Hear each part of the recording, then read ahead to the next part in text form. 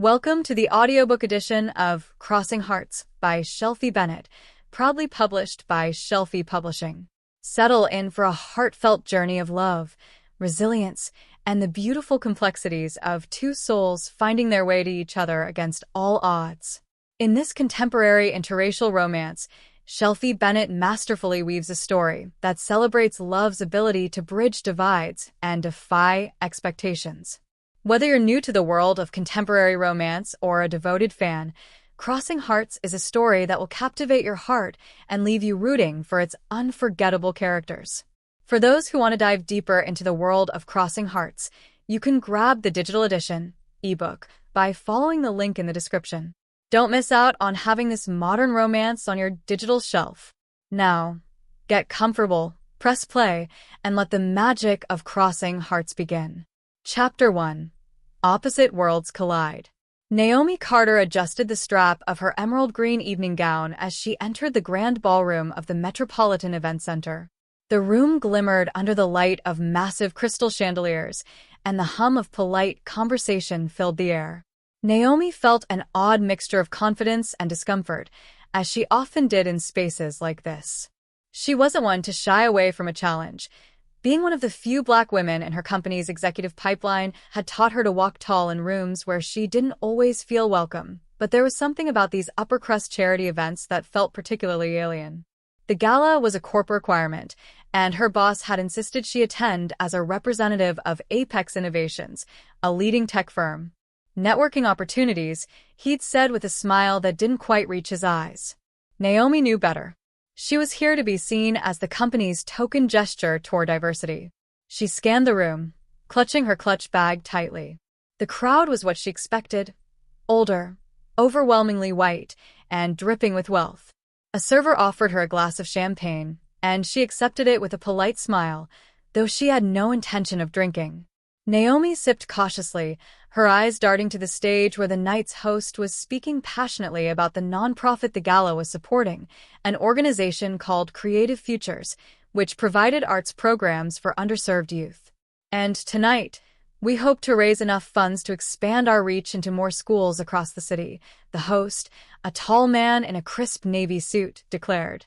His voice was warm, with a slight rasp that hinted at long nights or a love for whiskey. Naomi found herself watching him more closely than she intended. He wasn't bad to look at: broad shoulders, a strong jawline, and sandy brown hair that was just messy enough to suggest he didn't take himself too seriously. She guessed he was in his mid-30s, not much older than her. "Ladies and gentlemen, thank you for being here tonight. Your generosity makes all the difference," the man concluded, flashing a charming smile that drew polite applause from the crowd. Naomi turned away, determined not to linger on his charisma. She was here to make a brief appearance, shake a few hands, and leave. She wandered toward the hors d'oeuvres table, hoping to look busy while avoiding awkward small talk. Just as she reached for a mini quiche, a voice interrupted her. "Careful. Those are addictive." Naomi turned to find herself face-to-face with none other than the gala's host. Up close, his blue eyes sparkled with genuine warmth, and his smile was even more disarming. "I'll take my chances," she replied, arching an eyebrow. He chuckled, extending a hand. "Ethan Hayes, founder of Creative Futures." "Naomi Carter," she said, shaking his hand briefly. "Apex Innovations." "Apex," Ethan repeated thoughtfully. "You're one of the tech sponsors tonight, right?" "That's right." "Let me guess," he said with a teasing smile. "You were dragged here by your boss, and you'd rather be anywhere else." Naomi's lips twitched into a reluctant smile. "Am I that obvious?" "Just a lucky guess." They stood in a moment of comfortable silence, and Naomi found herself surprised by how easy it was to talk to him. But before she could respond, another guest interrupted, pulling Ethan away to discuss the evening's donations. "Enjoy the quiche," he said with a wink before turning to leave. Naomi watched him go, feeling an inexplicable mix of intrigue and frustration. She told herself it didn't matter. She wasn't here for personal connections, and she certainly wasn't here to be charmed by some smooth-talking nonprofit founder. Still, as the evening wore on, she found herself glancing toward Ethan more often than she cared to admit. Naomi made her way to the silent auction table, hoping to linger long enough to justify her presence, but not so long that she'd have to talk to anyone. As she studied a framed painting of a New York skyline, Ethan reappeared, this time with a clipboard in hand. "Naomi," he said warmly, "have you had a chance to bid on anything yet?" "I'm just looking," she replied, keeping her tone polite but distant. "Well, if you're interested, this piece here was painted by one of our students. 15-year-old girl named Tasha. Her talent is unreal, and the proceeds go directly to funding our programs." Naomi nodded, unsure how to respond. While she admired the work Creative Futures was doing, she couldn't shake the feeling that Ethan was trying to guilt her into donating. "I'll think about it," she said finally, her voice cooler than she intended. Ethan's brow furrowed slightly. "You know, people like you could really make a difference," he said, his tone still friendly but with an undercurrent of something sharper. Naomi bristled. "People like me? I just mean someone in your position. Successful. You understand the importance of opportunity, and you assume I don't already contribute to causes I care about," she shot back, crossing her arms. Ethan looked taken aback. "That's not what I meant. Maybe you should think about what you're implying before you say it," Naomi said, her voice steady but laced with irritation. The easy connection they'd shared earlier had vanished, replaced by tension so thick it could have silenced the entire room. Ethan opened his mouth to respond, but Naomi didn't give him the chance. She turned on her heel and walked away, her heart pounding with a mix of anger and something she couldn't quite name. She found a quiet corner near the bar and took a deep breath. Why had she let him get under her skin? It wasn't the first time someone had made assumptions about her, and it probably wouldn't be the last. She reminded herself that she was here for work, not to spar with the gala's host. Still, she couldn't stop replaying the interaction in her head. His comment had hidden nerve, and she wasn't sure why. Maybe it was because, for a moment, she'd thought he was different. Across the room, Ethan stood frozen, replaying the conversation in his own mind. He hadn't meant to offend her, far from it. If anything, he'd been trying to connect with her, to draw her into the cause he cared so deeply about. He sighed, running a hand through his hair. Clearly, he'd misread the situation, and now he'd made things worse. For the rest of the evening, Naomi and Ethan avoided each other, both pretending to be absorbed in the crowd. But neither could shake the feeling that their brief connection, however rocky, was far from over. Chapter 2. An Unlikely Reunion. Naomi Carter had always prided herself on her ability to compartmentalize. Work was work, personal life was personal life, and never the twain shall meet. After the disastrous gala, she had decided to put Ethan Hayes out of her mind. Whatever brief intrigue she had felt about the charismatic nonprofit founder was overshadowed by the sting of his assumptions. Yet, days later, as she sipped her morning coffee at a bustling midtown cafe, Ethan's face flashed in her mind. "Ugh, let it go, Naomi," she muttered under her breath, scrolling through emails on her tablet. Her usual morning routine involved arriving at the cafe early enough to secure her favorite corner seat, ordering a black Americano, and diving into work. The noise of baristas calling orders and the clatter of mugs had become a comforting backdrop to her productivity. This morning was no different, until the cafe door opened, and she heard a familiar voice. "Hey, can I get a medium drip coffee, black?" Her head snapped up instinctively. Standing at the counter was Ethan Hayes, looking as effortlessly put together as ever. He wore a dark green sweater layered under a tan jacket, his sandy hair slightly tousled, as if he'd rushed out of the house. Naomi froze, debating whether to slip out unnoticed or stay and risk an encounter. Before she could decide, Ethan turned, his eyes scanning the room. Their gazes locked. For a moment, neither of them moved. Naomi felt her stomach tighten, unsure if it was annoyance, embarrassment, or something else entirely. Ethan's face shifted from surprise to what could only be described as cautious optimism. "Naomi," he called out, his voice cutting through the cafe noise. There was no escape now. She forced a polite smile and raised her hand in acknowledgement. Ethan approached her table, coffee in hand, his expression a mix of sheepishness and genuine warmth. "Small world," he said, stopping in front of her. Apparently, Naomi replied, her tone neutral. She gestured to the empty seat across from her. "Wanna sit?" "Sure," he said, clearly relieved by the invitation. As Ethan settled into the chair, Naomi mentally prepared herself for an awkward conversation. She wasn't sure why she had invited him to sit. Maybe it was curiosity, or perhaps she wanted closure from their last encounter. "I'm glad I ran into you," Ethan began, his voice earnest. "I've been meaning to apologize for the other night." Naomi raised an eyebrow. "Oh, I think I came across as presumptuous. I didn't mean to make any assumptions about you or your contributions to the community. That wasn't fair, and I'm sorry." His sincerity caught her off guard. She had expected defensiveness or, at best, a perfunctory apology, but Ethan seemed genuinely remorseful. Naomi leaned back in her chair, crossing her arms. "I appreciate that," she said after a pause. "But why did you say it in the first place?" Ethan sighed, running a hand through his hair.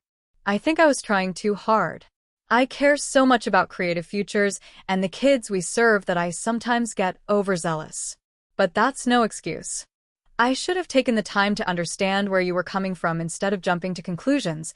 Naomi studied him for a moment. His eyes held no trace of arrogance, just an openness that disarmed her. Against her better judgment, she felt her defenses start to soften. "Well," she said slowly, "I can understand passion. And I've been known to get a little overzealous myself. Let's call it even." Ethan smiled, a genuine, boyish grin that lit up his face. "Deal." The tension between them began to ease, and before long, their conversation flowed naturally. They talked about their careers, their favorite books, and their shared love of jazz music. Naomi found herself laughing at Ethan's self-deprecating humor, and Ethan seemed genuinely interested in her stories about navigating the tech industry as a Black woman. "Honestly," Ethan said, leaning forward, "I don't know how you do it. The corporate world sounds brutal." "It is," Naomi admitted. "But I'm stubborn. I work too hard to get here to let anyone push me out." "I admire that," Ethan said, his voice sincere. Naomi felt a warmth rise in her chest. It had been a long time since someone had seen her determination as admirable rather than intimidating. As the conversation stretched on, the cafe grew busier, and the din of chatter and clinking mugs surrounded them. Neither of them seemed to notice. The hours slipped by, and Naomi realized with a start that she was running late for her first meeting of the day. "I should go," she said, glancing at her watch. Ethan looked genuinely disappointed. "Of course. I don't want to keep you." Naomi hesitated, then added, "But this was nice. Unexpected, but nice." Ethan's smile returned, softer this time. "Agreed. Maybe we could do it again sometime." She hesitated, her mind racing. Was this heading somewhere? And if it was, did she want it too? She had spent so much time building walls around herself, keeping her personal life separate from everything else. But there was something about Ethan that felt different. "Maybe," she said finally, offering him a small smile. Ethan chuckled. "I'll take that as a yes." They exchanged numbers before parting ways, and as Naomi walked to her office, she couldn't help but feel a mix of excitement and apprehension. The next week, Ethan texted her, inviting her to visit Creative Futures. Naomi hesitated before responding. She wasn't sure why she felt so cautious. Maybe it was the fear of stepping into his world and finding out it didn't align with hers. Or maybe she was just scared of letting someone get close to her again. Ultimately, her curiosity won out. She agreed to meet him at the nonprofit the following Saturday. When she arrived, she was struck by the energy of the place. The building itself was modest but vibrant, with walls covered in colorful murals painted by the kids in the program. The sound of laughter and music filled the air as children worked on art projects and practiced instruments. Ethan greeted her at the door, his face lighting up when he saw her. "You made it," he said, his voice warm. "I did," Naomi replied, looking around. "This place is incredible." Ethan beamed. "Come on, I'll give you the grand tour." As they walked through the building, Ethan introduced her to the staff and some of the students. Naomi was impressed by his genuine connection with everyone there. It was clear that he wasn't just the face of the organization, he was its heart. One student, a shy girl named Tasha, showed Naomi a painting she was working on. "Ethan says you're really smart," Tasha said, looking up at Naomi with wide eyes. Naomi glanced at Ethan, surprised. "He did, huh?" Tasha nodded. "Yeah." "He said you're like a boss lady." Naomi laughed, touched by the girl's words. "Well, I guess I am." She spent the rest of the afternoon getting to know the students and learning more about creative futures. By the time she left, she felt a newfound respect for Ethan and the work he was doing.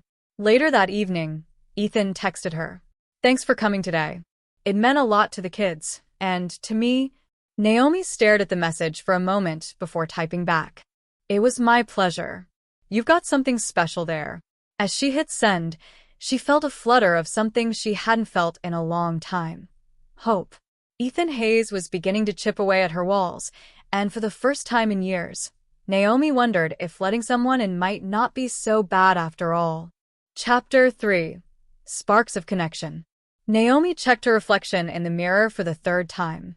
Her natural curls were swept into a high puff, and she had opted for a casual yet polished look.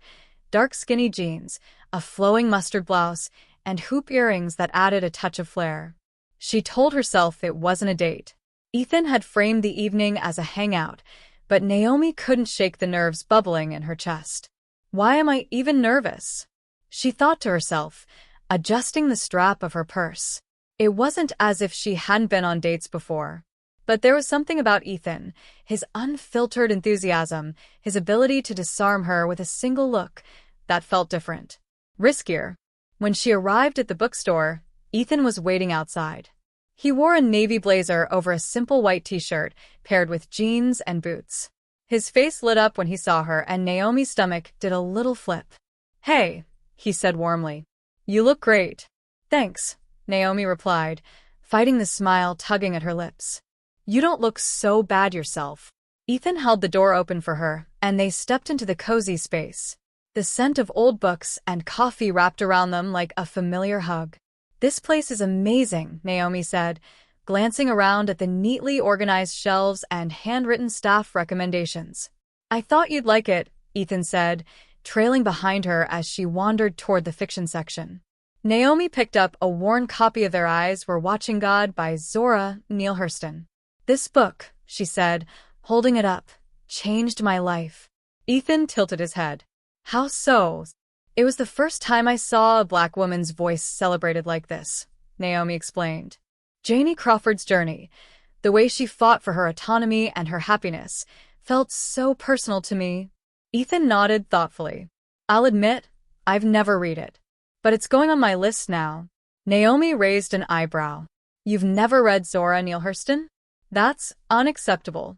"Hey, I'm a work in progress," Ethan said with a sheepish grin. They continued browsing, occasionally teasing each other about their literary tastes.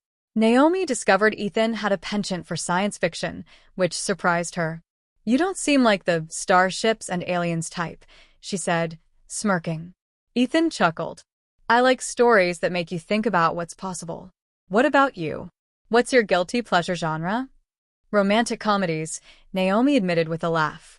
"The cheesier, the better." "I'll remember that," Ethan said, filing the information away. Their conversation flowed effortlessly, and by the time they left the bookstore, Naomi felt lighter, as if she'd shed a layer of armor. The soul food restaurant Ethan had chosen was bustling with energy. The smell of fried chicken, collard greens, and cornbread wafted through the air, making Naomi's mouth water. "You've done your research," Naomi said, raising an eyebrow as they slid into a booth. "I might have asked around," Ethan admitted. "I want to make sure I got it right." The gesture touched Naomi more than she wanted to admit. As they waited for their food, Ethan asked, "So, tell me something about you that's not on your LinkedIn profile." Naomi laughed. "You've been stalking my LinkedIn?" "Research," Ethan said with a shrug, a teasing glint in his eye. "Okay, fine," Naomi said, resting her chin on her hand. "Something not on my LinkedIn. I used to want to be a dancer." "Really? What kind of dance?" "Ballet mostly," Naomi said. "I took lessons for years, but my parents were adamant that I focus on academics. They saw it as a hobby, not a career." Ethan's expression softened. That's tough. Do you ever wish you'd pursued it? Sometimes, Naomi admitted. But I don't regret where I am now. Tech isn't exactly the arts, but it still lets me create in a way. Ethan nodded, his gaze steady. I get that. My dad wanted me to take over the family business, real estate development. But I always felt drawn to music and the arts. It's part of why I started Creative Futures. Naomi tilted her head. Do you still play music? Not as much as I'd like, Ethan said, a hint of sadness creeping into his voice. But every now and then, I'll dust off my guitar. Their food arrived, and the conversation turned lighter as they dug into the generous portions. Naomi couldn't help but smile at the way Ethan savored every bite, clearly enjoying the experience. Okay, Naomi said, leaning back in her chair. You've officially earned points for this place. Good to know, Ethan said with a grin. As the night wound down, Ethan walked Naomi to her car. The city lights cast a warm glow over the street, and for a moment, they stood in comfortable silence. Thanks for tonight, Naomi said, looking up at him. It was really nice. I'm glad, Ethan said, his voice soft. Can I ask you something? Sure. Are you always this guarded? Or is it just me? Naomi blinked, caught off guard by his directness. I don't mean that in a bad way, Ethan added quickly. I feel like there's so much more to you than what you let people see. Naomi hesitated, then sighed. I guess I've just learned to be careful. Not everyone deserves to see all of me. Ethan nodded. Fair enough. But for what it's worth, I'd like to earn the chance. His words hung in the air, heavy with possibility. Naomi felt her heart flutter, but instead of answering, she simply smiled. Good night, Ethan. As she drove home, Naomi couldn't stop thinking about his words.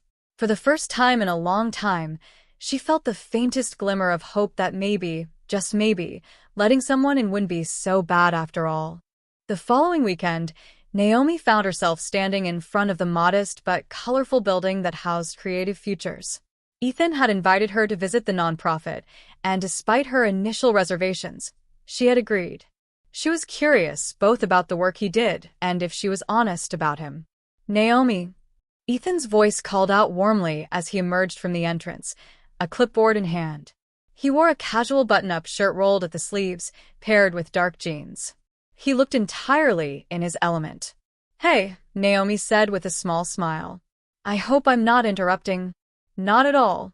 I've been looking forward to this, he said, motioning for her to follow him inside. As soon as they stepped into the building, Naomi was struck by the vibrant energy of the space. The walls were adorned with murals and paintings created by the kids in the program, bright, bold, and unapologetically expressive. The hum of voices and the sound of instruments being tuned filled the air. Wow, Naomi said, her gaze sweeping across the room. This place is incredible. Ethan's face lit up. Thanks. It's my happy place. He led her through the space, introducing her to staff members and a few of the students. Naomi noticed how easily Ethan connected with everyone, from the shy middle schooler sketching in a corner to the boisterous group of teens practicing a dance routine. It was clear that Ethan wasn't just the founder of Creative Futures. He was its heartbeat. This is Tasha, Ethan said, stopping by a table where a teenage girl was working on a watercolor painting. She's one of our most talented artists.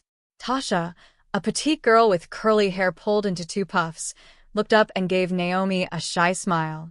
Ethan says you're really smart, Tasha said. And a boss lady.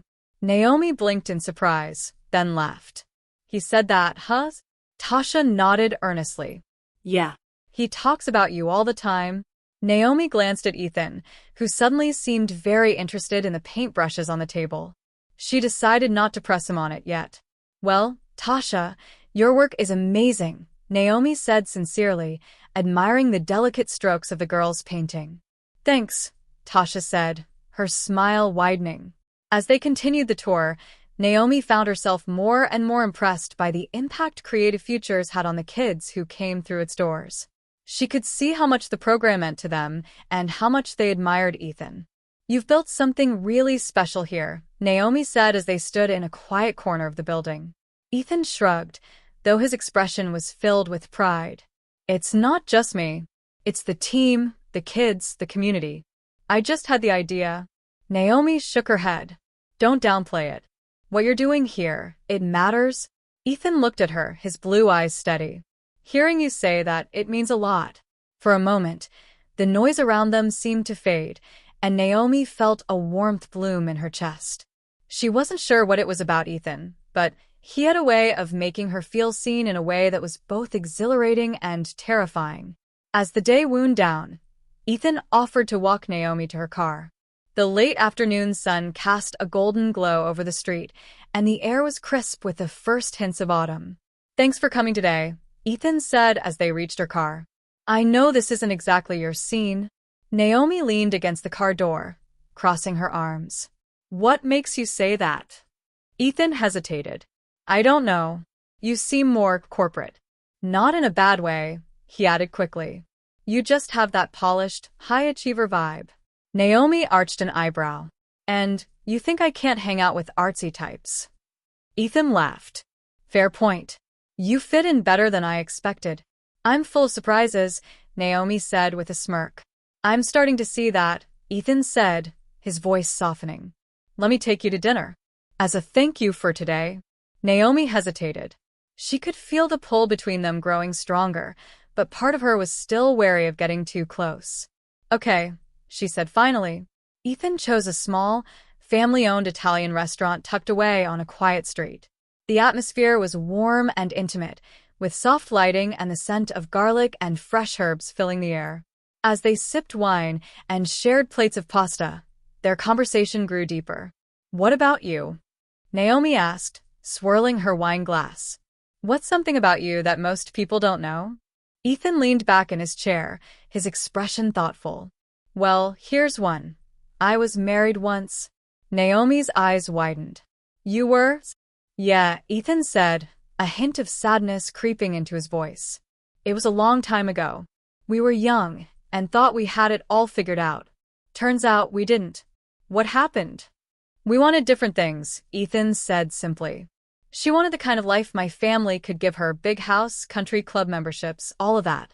And I wanted something more meaningful. Naomi nodded slowly. That must have been hard.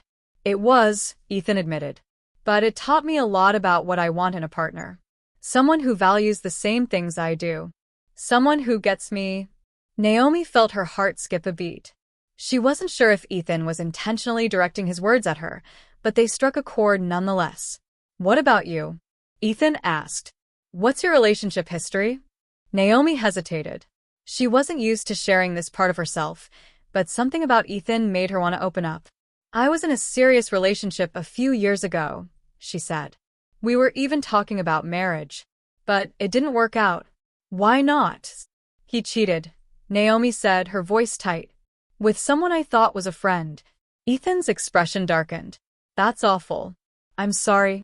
It's fine, Naomi said quickly.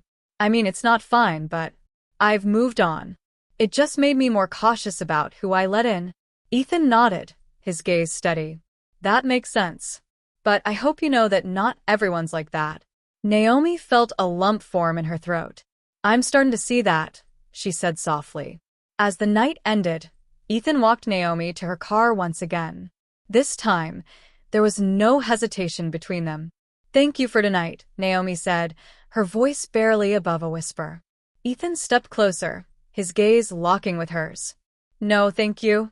Before she could overthink it, Ethan leaned in and kissed her.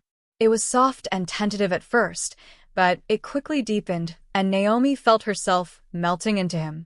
When they finally pulled apart, Ethan rested his forehead against hers. I've been wanting to do that for a while, he admitted. Naomi smiled, her heart pounding. I'm glad you did. As she drove home, Naomi couldn't stop smiling. For the first time in years, she felt a spark of something she thought she had lost, a chance at real connection. Naomi hadn't expected the judgment to come so quickly or so sharply. It started subtly at work, with the usual microaggressions she had learned to brush off. A few raised eyebrows when she casually mentioned spending time with Ethan, and a stray comment from a colleague about how ambitious women like you don't really need a relationship, right? But soon, the whispers grew louder. One Thursday morning, Naomi was sitting at her desk when she overheard a conversation between two co-workers in the break room. "I mean, she's dating some nonprofit guy," one of them said, not bothering to lower their voice. "Really? Doesn't sound like her type," the other replied. "She's so buttoned up. And, intense." Naomi clenched her fists, fighting the urge to storm into the break room and confront them. Instead, she took a deep breath, reminding herself that she didn't owe anyone an explanation about her personal life. Later that day, her boss, Michael, called her into his office under the guise of discussing a client proposal. The conversation quickly veered off course. "Naomi, you've been a rising star here at Apex," Michael said, leaning back in his chair. "But I've noticed you seem distracted lately." "Distracted?" Naomi repeated, her eyebrows furrowing. "I just want to make sure your focus is where it needs to be," Michael continued. "A lot of eyes are on you. This is an important time for your career." Naomi understood the subtext immediately. She had spent years navigating the unspoken rules of corporate America, where Black women were expected to work twice as hard to be seen as half as capable. Any deviation from perfection, real or perceived, was scrutinized. "My focus hasn't wavered, Michael," she said evenly. "I'm fully committed to my work here." Michael nodded, but his tone suggested he wasn't convinced. "Good to hear. Let's keep it that way." Naomi left the meeting fuming. She knew this wasn't about her work ethic or performance. It was about the assumptions people made about her life outside the office.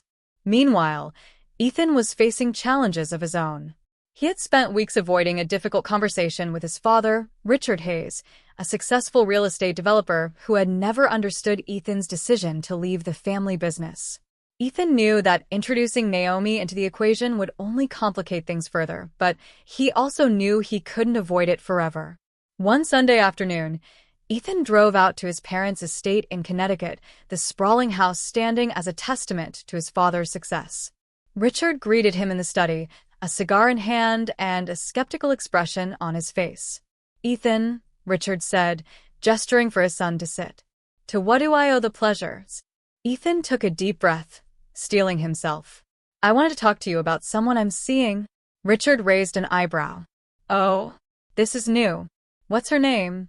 "Naomi," Ethan said. "She's an incredible woman, smart, driven, kind. I think you'd really like her." Richard leaned back in his chair, his expression unreadable. "And what does Naomi do?" "She's in tech," Ethan said, choosing his words carefully. "She's a senior manager at a major firm in the city." "Impressive," Richard said, though his tone lacked warmth. After a pause, he added, "And she's Black, isn't she?" Ethan's jaw tightened. "Yes, she is." "And what does that have to do with anything?" Richard exhaled a plume of smoke, his gaze steady. "You know how this family operates, Ethan. Appearances matter. Perception matters." "You mean your perception," Ethan shot back. Richard frowned. "It's not just about me. Think about the circles we move in. People will talk. They always do."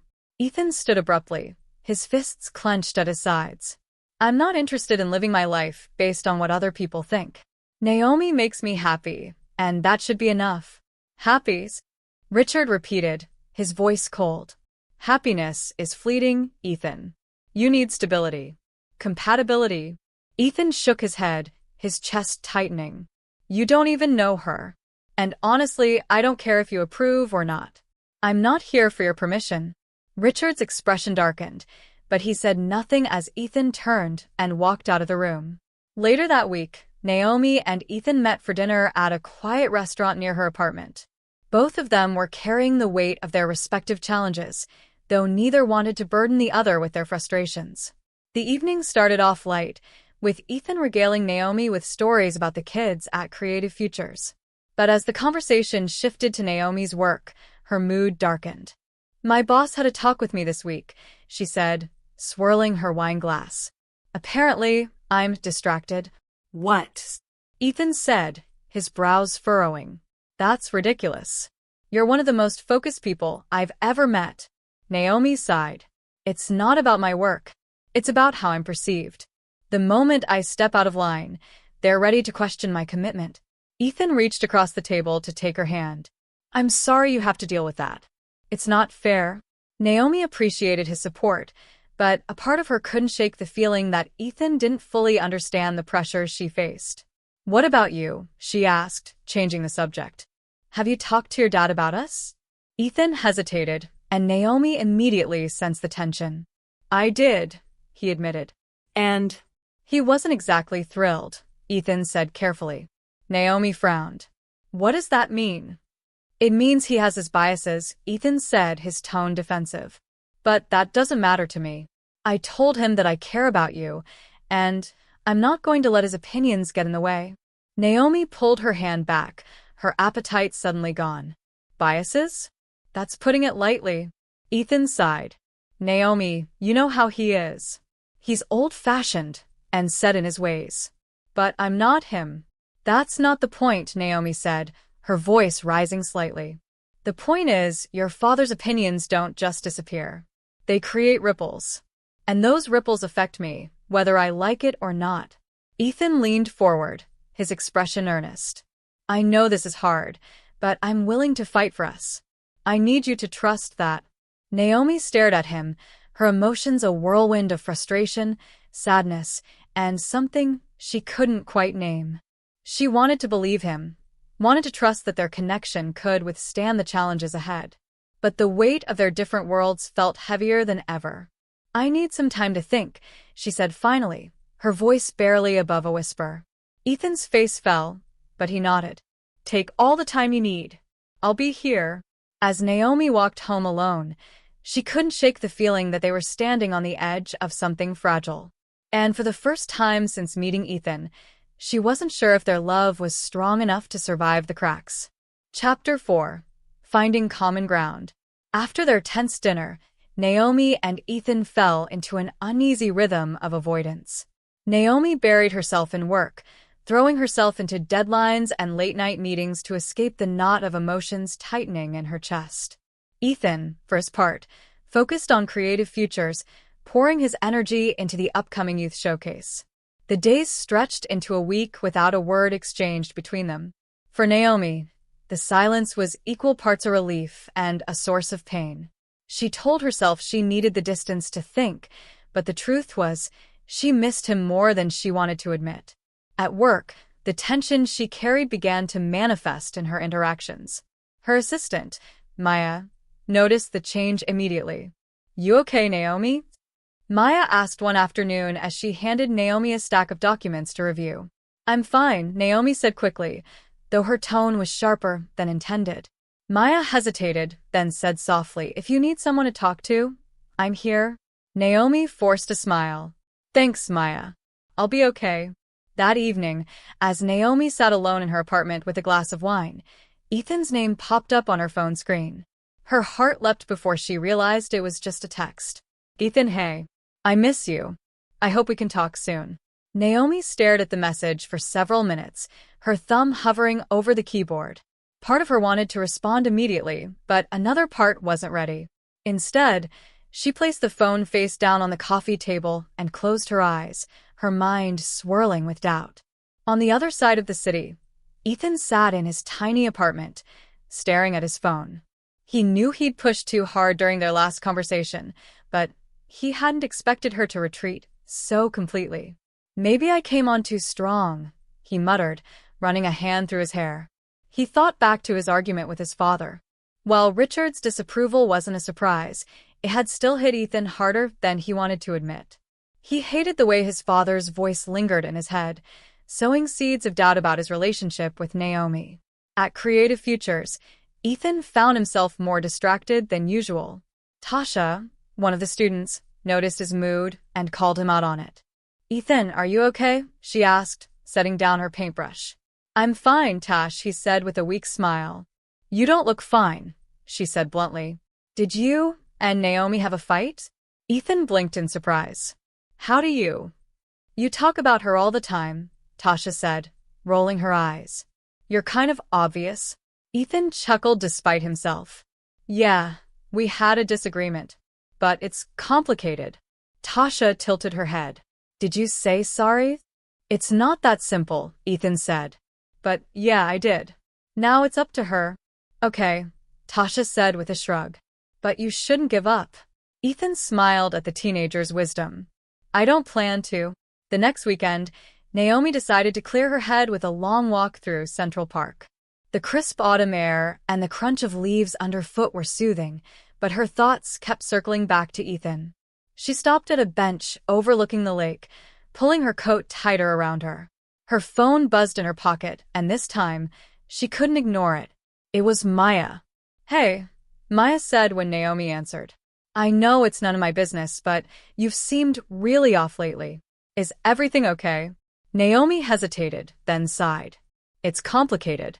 There's someone I've been seeing, but things got messy. Messy how? Maya asked. Naomi bit her lip. He's from a very different world than mine. And I'm not sure we can bridge the gap between us. Maya was silent for a moment, then said, Do you like him? Naomi's heart ached at the question. I do. But liking someone doesn't always mean it'll work out. No, it doesn't, Maya agreed. But it's a good start. The question is, are you willing to try?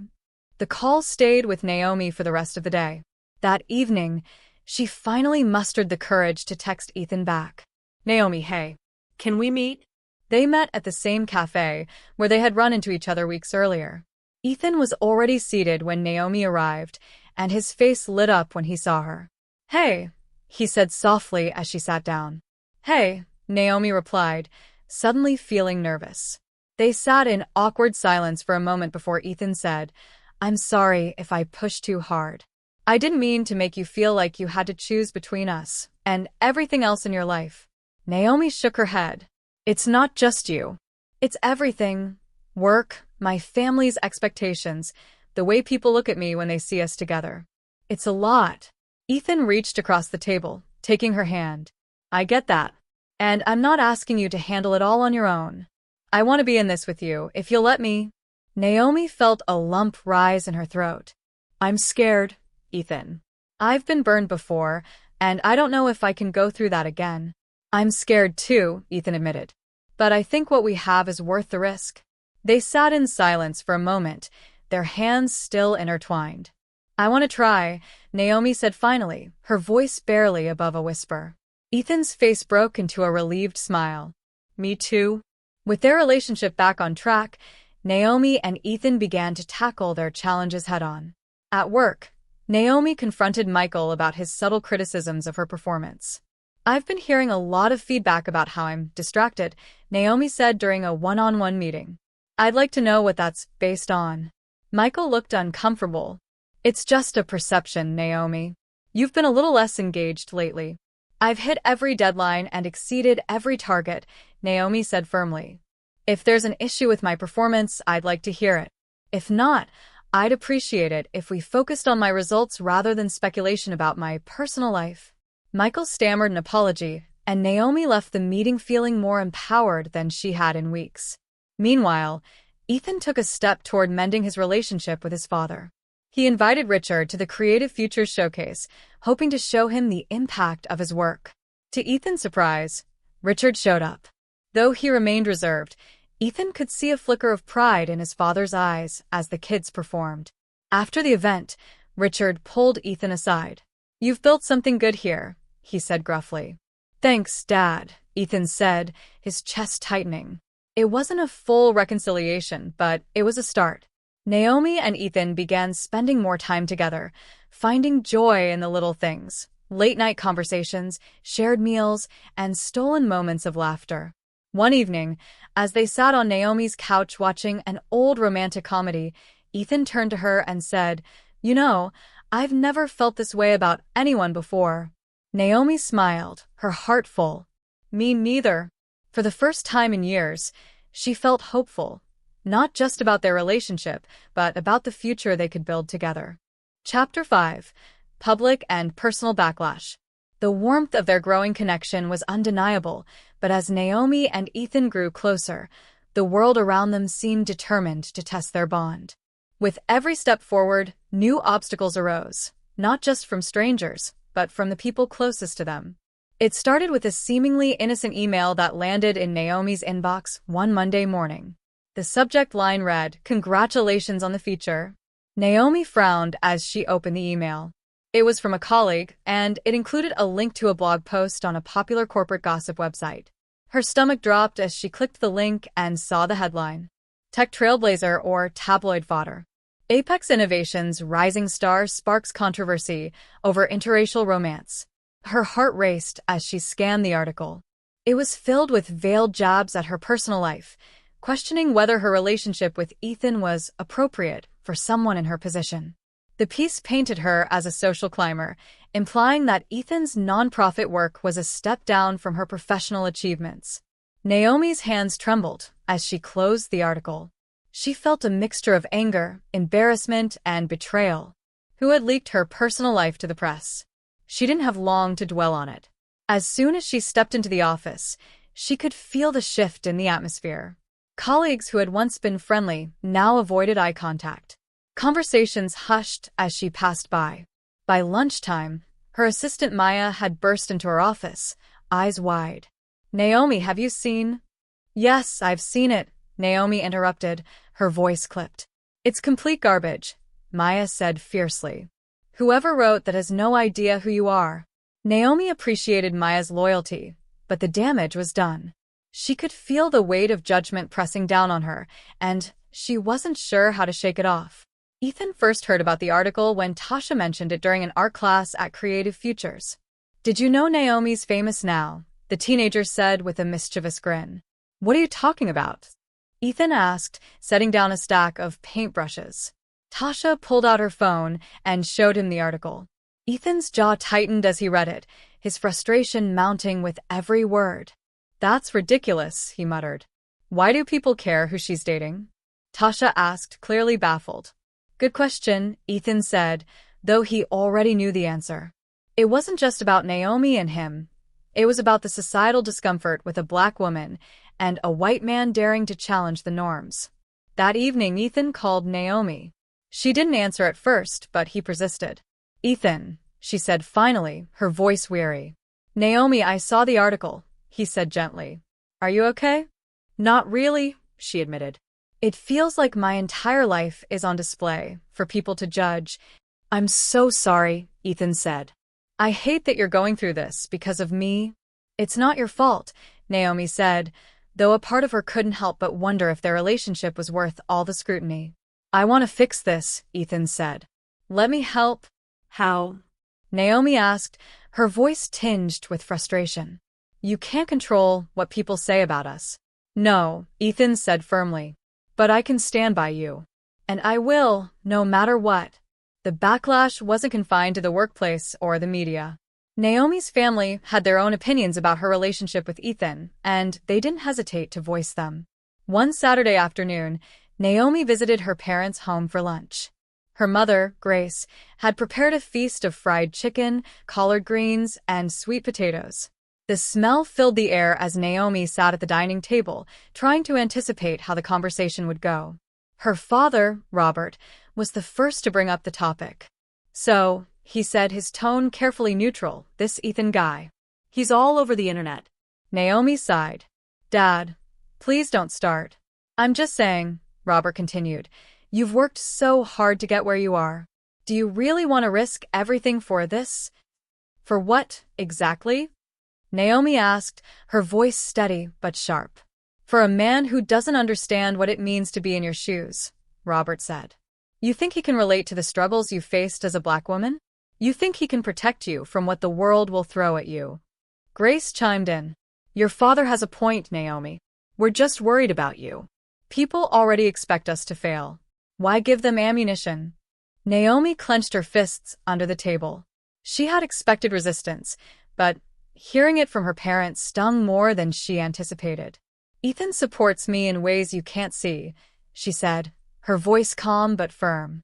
"He doesn't need to know my exact experiences to stand by me. And for the record, I don't need anyone to protect me. I can protect myself." Her parents exchanged a glance, but Naomi didn't wait for their response. She stood, grabbing her bag.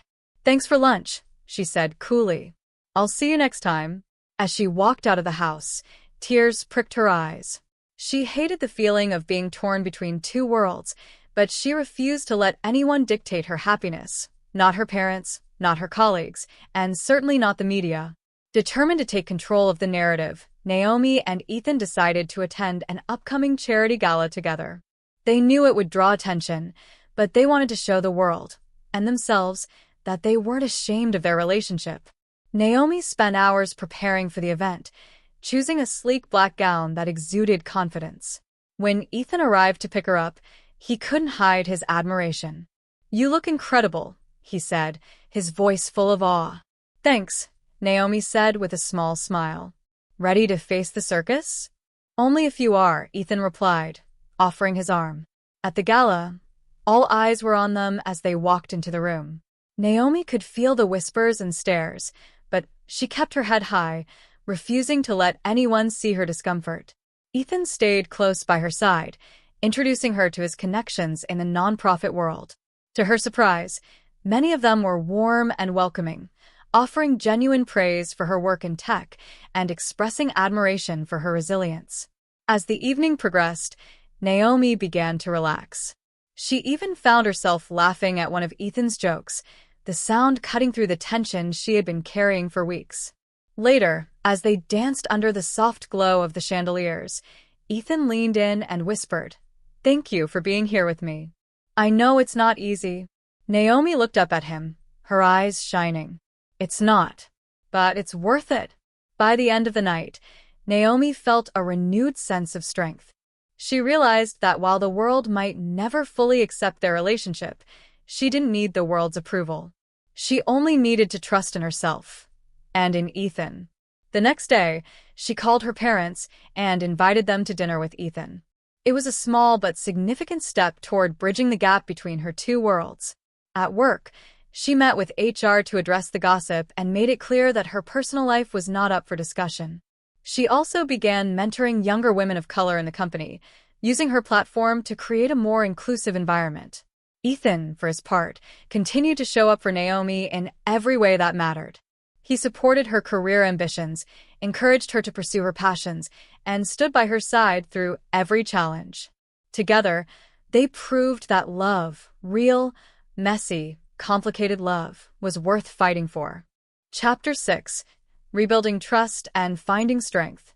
The weeks following Naomi and Ethan's decision to stand firm in their relationship were a mix of triumphs and trials. While the public statement Naomi had made on LinkedIn gained traction as a bold and empowering move, the underlying tension in their lives hadn't disappeared. Their worlds, though increasingly intertwined, continued to challenge the strength of their bond.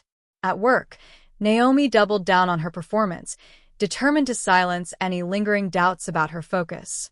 She led a major product launch, pulling late nights with her team to ensure its success. On the morning of the launch presentation, the packed conference room buzzed with anticipation as Naomi took the stage. "Good morning, everyone," she began, her voice steady but commanding. "Today, I'm proud to present a project that exemplifies what Apex Innovation stands for: creativity, precision, and forward-thinking solutions." As Naomi spoke, her confidence radiated. She fielded questions with ease, her responses sharp and insightful. By the time she concluded, the room erupted into applause. Even Michael, her boss, looked impressed. After the meeting, Maya approached her with a grin. "You killed it," she said. I saw Michael practically glowing. Naomi laughed. "Let's hope he remembers that next time he questions my focus." Still, as much as she enjoyed the professional victory, Naomi couldn't ignore the nagging feeling of loneliness that crept in when the adrenaline faded. Despite her success, she couldn't help but wish Ethan had been there to see her triumph. Ethan, meanwhile, was buried in preparations for the annual Creative Futures Showcase. The event, which highlighted the work of the program students, was a cornerstone of the nonprofit's fundraising efforts. Ethan had been pouring his energy into the event, determined to make it the most impactful showcase yet. On the night of the event, the auditorium was filled with supporters, families, and potential donors. Ethan stood backstage, watching as the students performed their routines, displayed their artwork, and delivered heartfelt testimonials about how creative futures had changed their lives. One of the standout moments came from Tasha, the shy teenager who had always struggled with self-confidence. Standing on stage, she unveiled a vibrant mural she had painted, depicting her community as a place of hope and resilience. "This program taught me that I have a voice," Tasha said, her voice steady despite the crowd, "and that my art can tell stories that matter." The audience erupted into applause, and Ethan felt a swell of pride. This was why he had started Creative Futures. After the event, Ethan was approached by several donors who pledged increased support for the program. It was a resounding success, but as the night wound down, Ethan realized there was one person he wished had been there to share the moment with him: Naomi. Though Naomi and Ethan had rekindled their relationship after the turmoil of the article, an unspoken distance had grown between them. Their busy schedules often kept them apart, and when they did find time to meet, their conversations were peppered with distractions or unresolved tension. One Friday evening, Ethan invited Naomi over for dinner. He had spent hours preparing her favorite dish, shrimp and grits, hoping to create a relaxed, intimate atmosphere. Naomi arrived late, looking exhausted but grateful. "This smells amazing," she said, kissing him on the cheek. "Glad you think so," Ethan replied with a smile. "I wanted tonight to be special." As they ate, Ethan recounted the success of the Creative Futures Showcase. Naomi listened attentively, offering words of encouragement, but Ethan could tell her mind was elsewhere. "You've been quiet," he said gently. "Is everything okay?" Naomi hesitated, then sighed. "I guess I'm just tired. Work's been non-stop, and I feel like I'm constantly trying to prove myself." Ethan reached for her hand across the table. "You don't have to prove anything to me." "I know," Naomi said softly, "but it's hard to shake the feeling that everyone's watching, waiting for me to fail." Ethan frowned. "You're not failing, Naomi. You're incredible. But you don't have to carry all of this alone." Naomi nodded, but the weight in her chest remained. She knew Ethan meant well, but sometimes it felt like he couldn't fully understand the pressure she faced. A week later, the unspoken tension between them came to a head. They had planned to spend the day together, but Naomi was delayed by a last-minute work emergency. When she finally arrived at Ethan's apartment, she found him sitting on the couch, scrolling through his phone. "Hey," she said, dropping her bag by the door. "Hey," Ethan replied, his tone cooler than usual. Naomi sat beside him, sensing his frustration. "I'm sorry I'm late. Work's been crazy." Ethan sighed. "It's always crazy, Naomi. I get that you're busy, but it feels like I'm always coming in second to your job." "That's not fair," Naomi said, her voice rising. "I've been trying to balance everything, but it's not easy." "I'm not asking you to choose between me and your job," Ethan said. "I just want to feel like I matter to you." "You do matter," Naomi said, her voice softening. "But you have to understand, my career isn't just a job to me. It's who I am." "And what about us?" Ethan asked. "Where do we fit into that?" Naomi hesitated, her chest tightening. She didn't have an answer, and the silence stretched between them like a chasm. Finally, Ethan stood. "I think we both need some time to figure out what we want." Naomi nodded, tears stinging her eyes. "Maybe you're right." The days following their fight were some of the loneliest Naomi had experienced. She threw herself into her work, but even her professional achievements felt hollow without Ethan to share them with. One evening, Maya stopped by her office. "You've been quiet lately," Maya said. "Everything okay?" Naomi hesitated, then sighed. "I'm not sure. Is it about Ethan?" Naomi nodded. "We had a fight. I think we both needed space, but I miss him." Maya smiled gently. "Then maybe it's time to reach out." Ethan, too, was struggling with the separation. His apartment felt emptier without Naomi's presence, and even the joy he found in his work couldn't fill the void she had left behind. One evening, as he strummed his guitar aimlessly, Tasha approached him. "You look sad," she said bluntly. Ethan chuckled. "Thanks for the observation." "You should call her," Tasha said. "Whoever she is. Sometimes people just need to know you're still there." Ethan smiled, realizing the truth in her words. 2 weeks after their fight, Naomi and Ethan met at the park where they had first shared an honest conversation. "I'm glad you called," Ethan said as they sat on a bench overlooking the lake. "I've missed you," Naomi admitted. "I've missed you too," Ethan said. "But I think we need to be honest with each other about what we want and what we're afraid of." Naomi nodded, taking a deep breath. "I'm afraid of losing myself. I've worked so hard to get where I am, and sometimes I feel like letting someone in means giving up control." Ethan reached for her hand. "And I'm afraid of not being enough. You're this incredible, ambitious woman, and sometimes I wonder if I can keep up." Naomi looked at him, her heart aching at his vulnerability. "You are enough, Ethan. You always have been." 2 weeks after their fight, Naomi and Ethan met at the park where they had first shared an honest conversation. "I'm glad you called," Ethan said as they sat on a bench overlooking the lake. "I've missed you," Naomi admitted. "I've missed you too," Ethan said. "But I think we need to be honest with each other about what we want and what we're afraid of." Naomi nodded, taking a deep breath.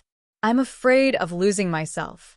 I've worked so hard to get where I am, and sometimes I feel like letting someone in means giving up control." Ethan reached for her hand. "And I'm afraid of not being enough. You're this incredible, ambitious woman, and sometimes I wonder if I can keep up." Naomi looked at him, her heart aching at his vulnerability. "You are enough, Ethan.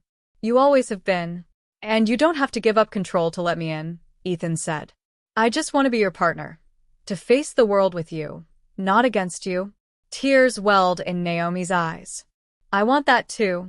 As they sat together, the tension between them began to melt away. They knew the road ahead wouldn't be easy, but for the first time in weeks, they felt like they were on the same team again. In the weeks that followed, Naomi and Ethan worked together to create a healthier balance in their relationship. Naomi learned to set boundaries with work, carving out time for herself and for Ethan. Ethan, in turn, became more involved in Naomi's world, attending networking events and supporting her career aspirations. Their love, once tested, had grown stronger. And as they looked toward the future, they knew they were ready to face whatever challenges came their way, together. Naomi and Ethan had found their footing again, but rebuilding their relationship required more than just words. It meant action, compromise, and an unwavering commitment to stand by each other, even when the world seemed determined to test them. The challenges came almost immediately. Their decision to move forward as a couple, visible and unapologetic, placed them under even greater scrutiny. But this time, instead of shying away, they chose to face the world head-on, as partners. The Diversity Summit. Naomi's first major challenge came with an invitation to speak at a high-profile diversity in tech summit. The opportunity was an honor, but it came with a caveat. The summit's organizers hinted that they wanted her to focus on her achievements as a Black woman in tech, without mentioning her personal life. "You're an inspiration to so many women of color," one organizer said during a call. "We want to make sure the conversation stays centered on your professional success." Naomi clenched her jaw, hearing the subtext loud and clear. Her relationship with Ethan was seen as a distraction, a blemish on the polished narrative they wanted her to present. When she discussed it with Ethan that evening, he immediately sensed her frustration. "They don't want you to mention us," he said flatly. "Not explicitly, no," Naomi admitted. "They want the focus to be on my career, which I understand. But it feels like they're asking me to hide a part of myself." Ethan nodded thoughtfully. "What do you want to do?" Naomi sighed. "I want to tell the truth. I've worked hard to get where I am, but I didn't do it alone. You've been a big part of my journey, and I'm tired of pretending otherwise." "Then tell your story," Ethan said. "The real one. If they can't handle it, that's their problem, not yours." On the day of the summit, Naomi took the stage in front of a packed audience. She began by sharing her journey, her struggles as a Black woman navigating the predominantly white, male world of tech, the countless times she had been underestimated, and the resilience that had carried her forward. Then she pivoted.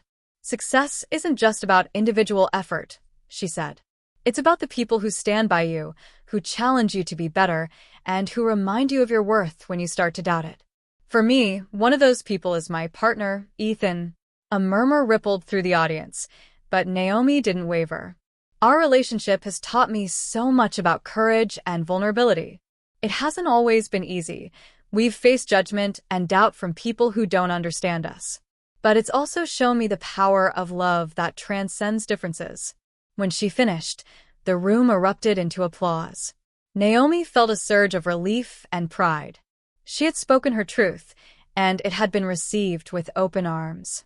Ethan's family gathering. Meanwhile, Ethan had his own hurdle to overcome. His mother's birthday was approaching, and the Hayes family had planned a large gathering at their Connecticut estate.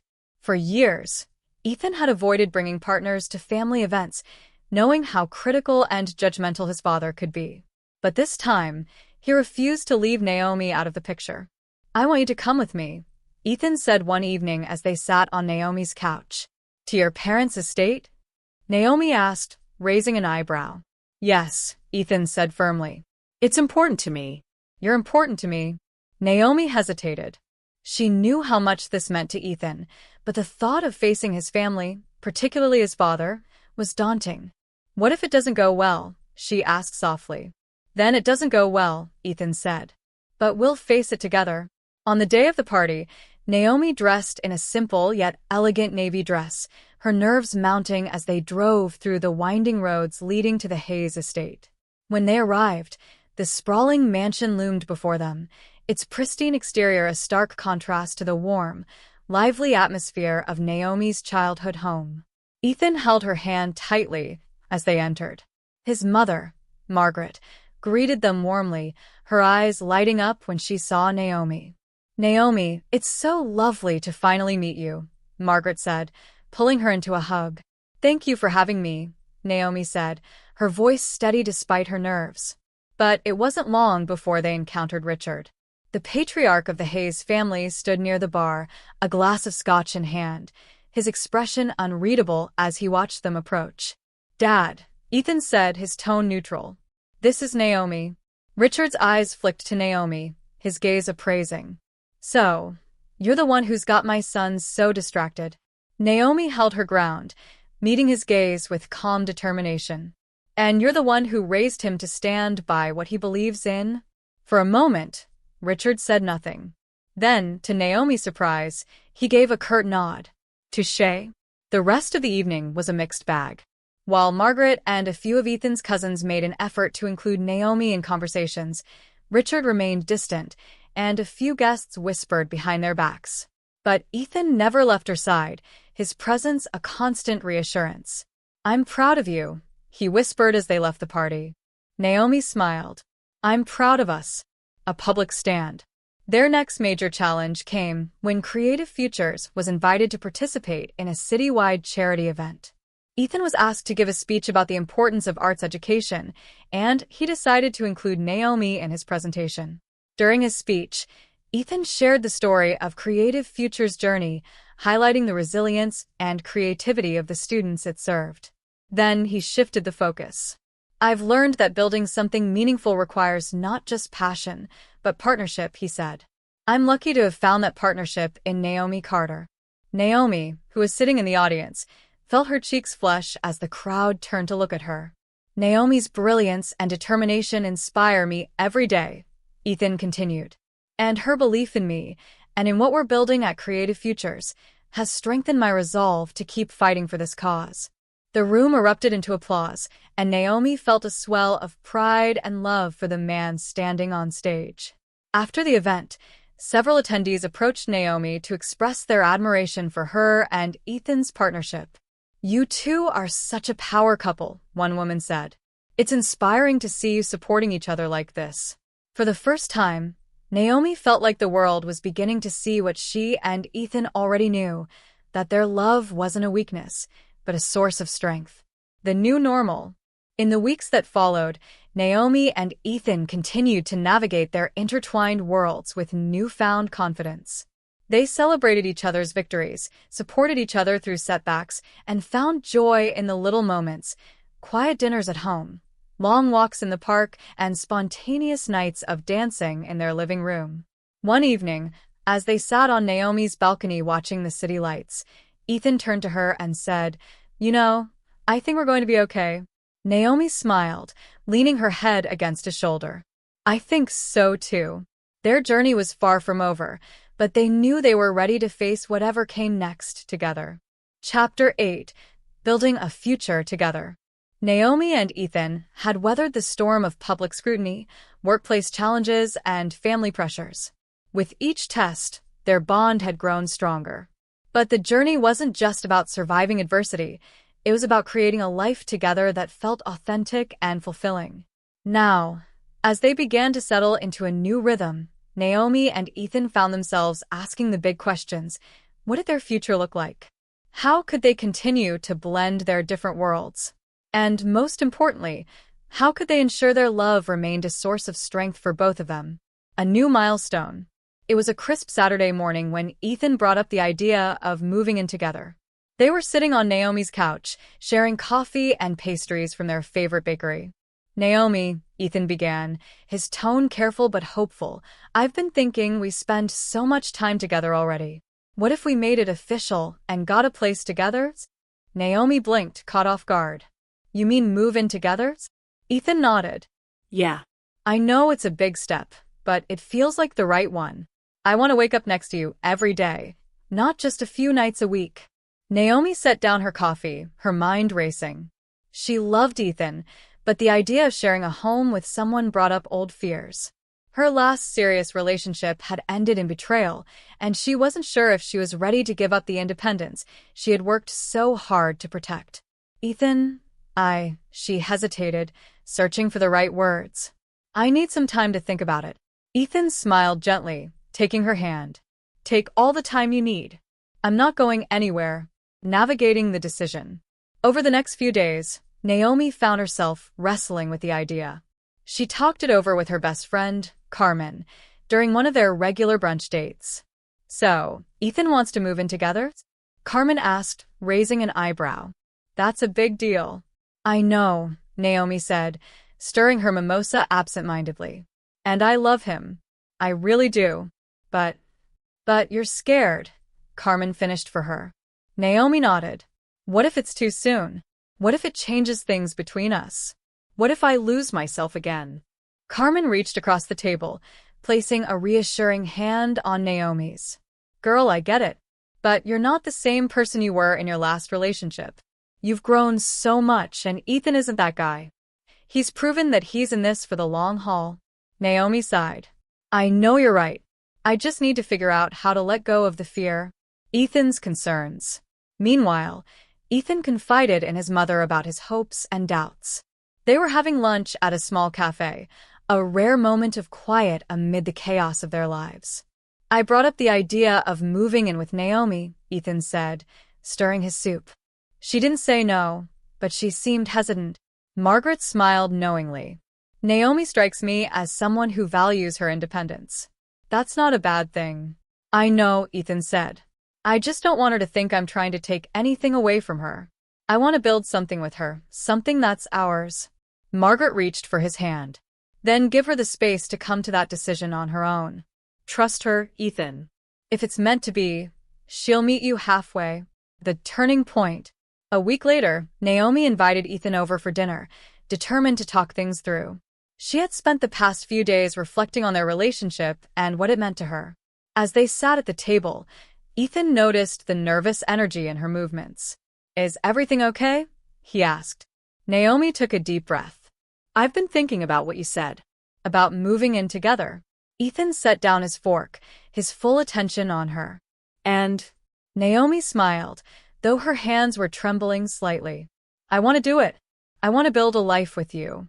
But I need us to make sure we do it in a way that feels right for both of us." Ethan's face lit up with relief and happiness. "Of course. Whatever you need, Naomi. We'll figure it out together." The apartment hunt. Over the next few weeks, Naomi and Ethan began the process of finding a place that felt like home. They wanted something that reflected both of their personalities, a space that was equal parts cozy and modern, with room for Ethan's guitars and Naomi's growing collection of books. The search wasn't without its challenges. "This place is nice," Ethan said, standing in the living room of a sleek high-rise apartment in Midtown. "It's gorgeous," Naomi agreed, glancing at the floor-to-ceiling windows. "But it's way over budget." Ethan laughed. "Yeah, okay." On to the next one. Eventually, they found a charming brownstone in Brooklyn with exposed brick walls, large windows, and a small balcony. It wasn't perfect. There were a few creaky floorboards and a slightly outdated kitchen, but it felt right. "This is it," Naomi said as they stood in the living room, imagining what it would look like with their furniture and personal touches. Ethan wrapped his arms around her from behind, pressing a kiss to her temple. "I can't wait to start this new chapter with you." A housewarming party. Once they were settled in, Naomi and Ethan decided to host a housewarming party for their friends and family. It was a chance to celebrate their new home and the life they were building together. The evening was filled with laughter, music, and the clinking of glasses as their loved ones toasted to their happiness. Carmen and Maya were the life of the party, teasing Naomi about her decorating choices, while Margaret surprised everyone by joining Ethan for an impromptu duet on his guitar. Even Naomi's parents, Robert and Grace, made an effort to be supportive. "This is a beautiful place," Robert said, shaking Ethan's hand. "You've done well." "Thank you," Ethan replied.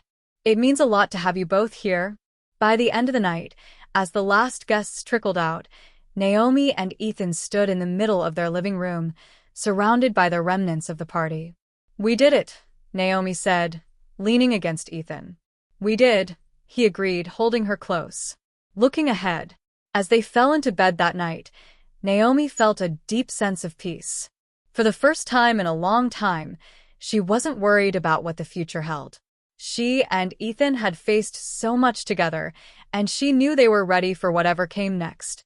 "I love you," she whispered, her voice soft but certain. Ethan smiled, brushing a strand of hair from her face. "I love you too." And in that moment, Naomi knew that they weren't just building a home. They were building a future filled with love, resilience, and endless possibilities. Chapter 9. Embracing the Spotlight. The months following their move into the Brooklyn brownstone were a whirlwind of activity for Naomi and Ethan. Their relationship, now firmly rooted, had evolved into a partnership that was both comforting and challenging in all the right ways. They balanced the demands of their careers, supported one another through personal growth, and found joy in the simplest moments of domestic life.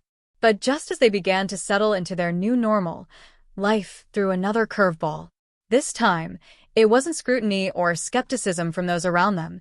It was an opportunity that would require both Naomi and Ethan to confront their fears and embrace the spotlight together. The invitation. It started with an email Naomi received on a rainy Wednesday morning. She was in the middle of preparing for a quarterly review when the message popped up on her screen. Subject: Keynote Opportunity. Intersections of Leadership and Love. Curious, Naomi clicked on the email. It was from a prominent event organizer who was hosting a conference on modern leadership. The organizer explained that Naomi and Ethan's story of navigating their professional ambitions while building a meaningful relationship had inspired many people. They wanted the couple to deliver a joint keynote speech about their journey. Naomi's first reaction was disbelief. She stared at the screen, rereading the email twice. "Ethan," she called, leaning back in her chair. He appeared in the doorway, holding a mug of tea. "What's up?" Naomi gestured to her laptop.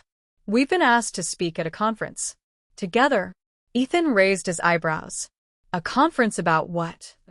"Leadership, relationships, resilience, all of it," Naomi said, scrolling through the email. "Apparently, someone thinks we're inspiring." "Well, they're not wrong," Ethan said with a teasing grin. Naomi shot him a look, though she couldn't help but smile. "This is a big deal, Ethan. I've done panels and interviews before, but this is different. And it's not just about me. It's about us." Ethan sat beside her, reading over the email. "What do you think? Should we do it?" Naomi hesitated. Public speaking had never been her favorite thing, and the thought of putting their relationship under a magnifying glass made her stomach twist. But a part of her was intrigued by the idea. "It could be a chance to show people who we really are," she said slowly. "But it's also a risk. What if we say the wrong thing? What if it backfires?" Ethan reached for her hand. We've faced bigger challenges than this, Naomi. If we do it together, I think we'll be fine. Preparing for the spotlight. Over the next few weeks, Naomi and Ethan worked tirelessly to prepare for the keynote. They spent evenings brainstorming ideas, sharing stories, and rehearsing their speech in the living room. Naomi insisted on structure and clarity, drafting outlines and PowerPoint slides to keep their presentation polished. Ethan, on the other hand, focused on making the speech engaging and heartfelt, weaving humor and personal anecdotes into their narrative. "We need to connect with the audience," Ethan said one night as they reviewed their notes. "People don't just want to hear about our success. They want to know about the messy parts, too." Naomi groaned. "You mean like the time I almost walked out on our first date because you ordered pineapple on your pizza?" "Exactly," Ethan said with a grin. "It's relatable." Their rehearsals weren't without tension. Naomi's perfectionism sometimes clashed with Ethan's more laid-back approach, leading to a few heated debates about tone and delivery. "This isn't a stand-up routine, Ethan," Naomi said during one particularly frustrating session. "We need to stay on message. And that message should include a little personality," Ethan shot back. "Otherwise, we'll sound like robots." Despite their differences, they eventually found a balance, blending Naomi's precision with Ethan's charm. By the time the conference date arrived, they felt ready, nervous, but ready. The keynote. The conference was held in a sleek, modern venue in Manhattan, with hundreds of attendees from various industries. As Naomi and Ethan waited backstage, Naomi felt a familiar knot of anxiety tighten in her chest. "What if I freeze?" she whispered. Ethan placed a reassuring hand on her back. "You won't. You've got this. And if you stumble, I'll be right there to catch you." The stage manager signaled for them to step into the spotlight.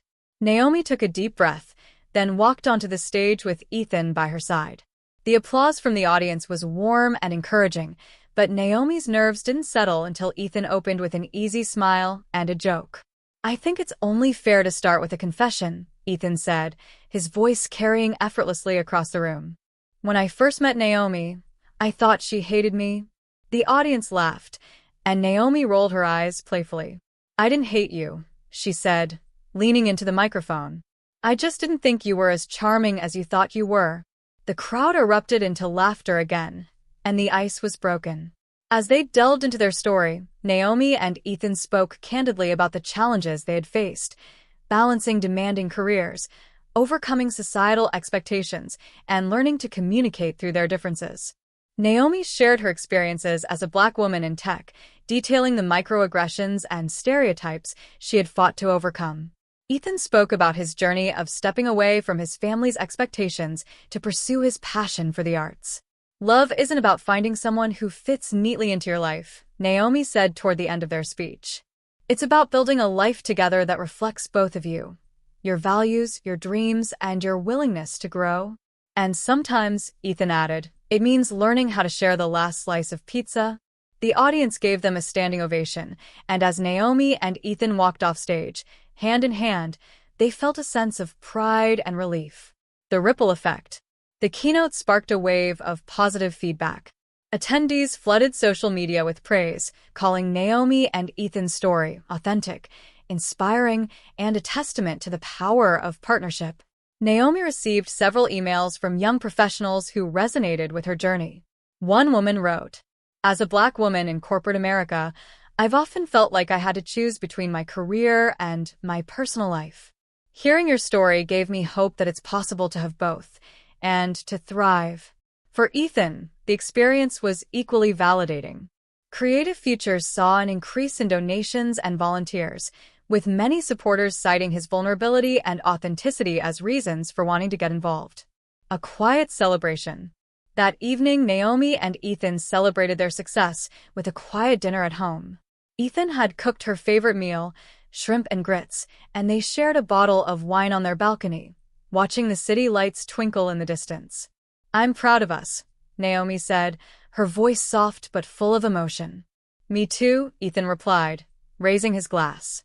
"Here's to many more adventures together." As they clinked glasses, Naomi felt a deep sense of gratitude.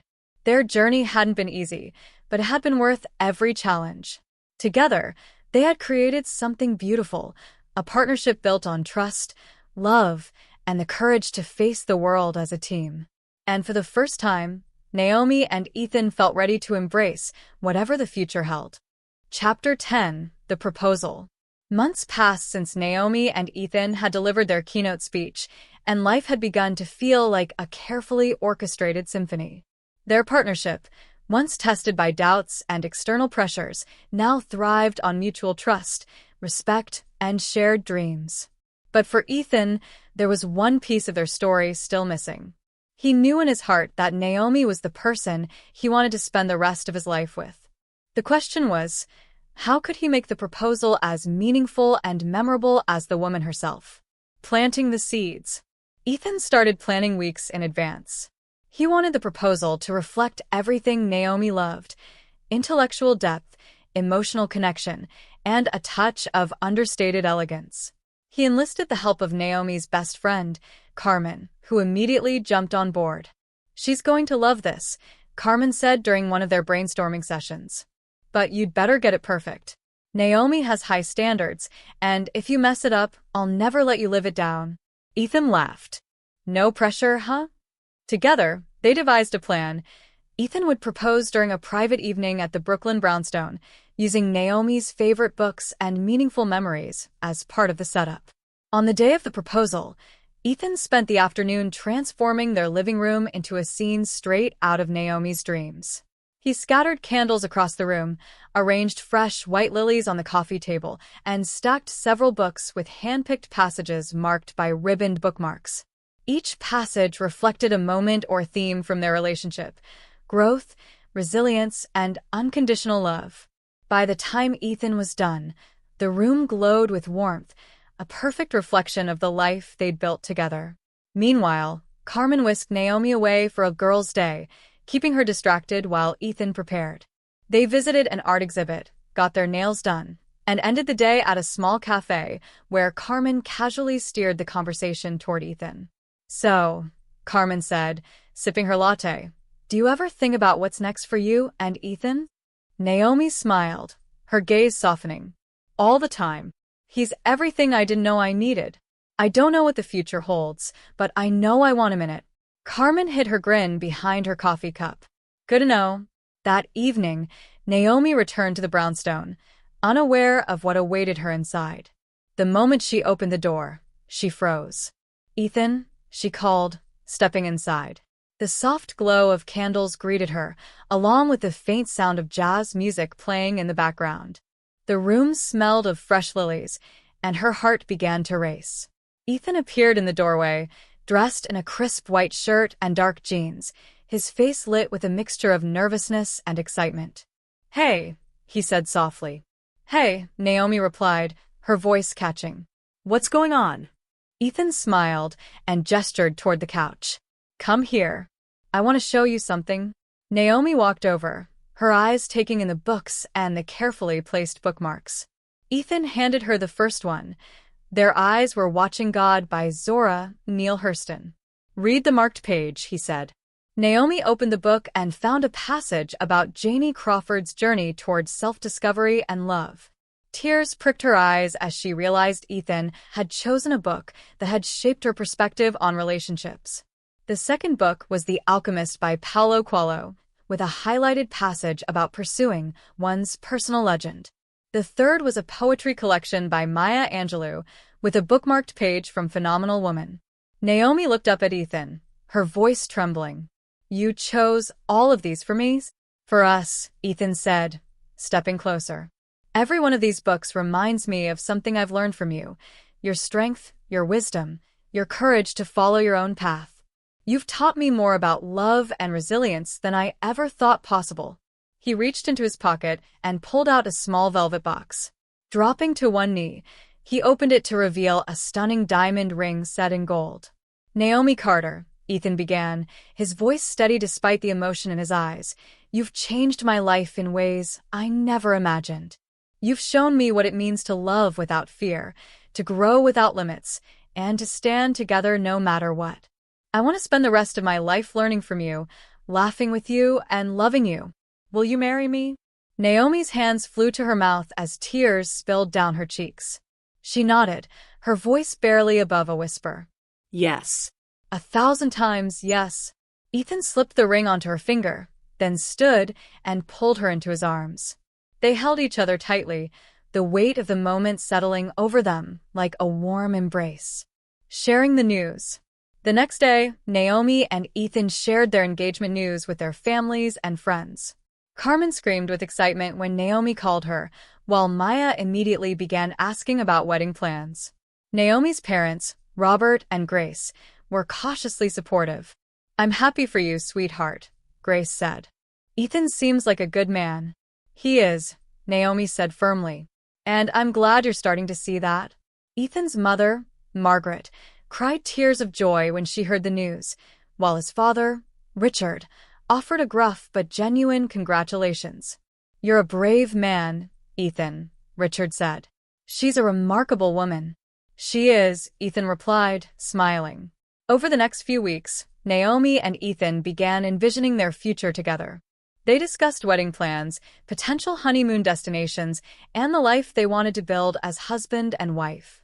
But more than anything, they focused on the present, on savoring the love and partnership they had worked so hard to create. One evening, as they sat on their balcony with glasses of wine, Naomi leaned her head against Ethan's shoulder. "Do you think we're ready for this?" she asked. Ethan kissed the top of her head. "I think we've been ready for a long time, and whatever we're not ready for, we'll figure out together." Naomi smiled, her heart full. For the first time, she felt like everything in her life was exactly as it should be. Chapter 11. The Wedding Plans. The engagement had been a whirlwind of emotions for Naomi and Ethan. Joy, excitement, and anticipation filled their days, but as the dust settled, reality set in. They had a wedding to plan.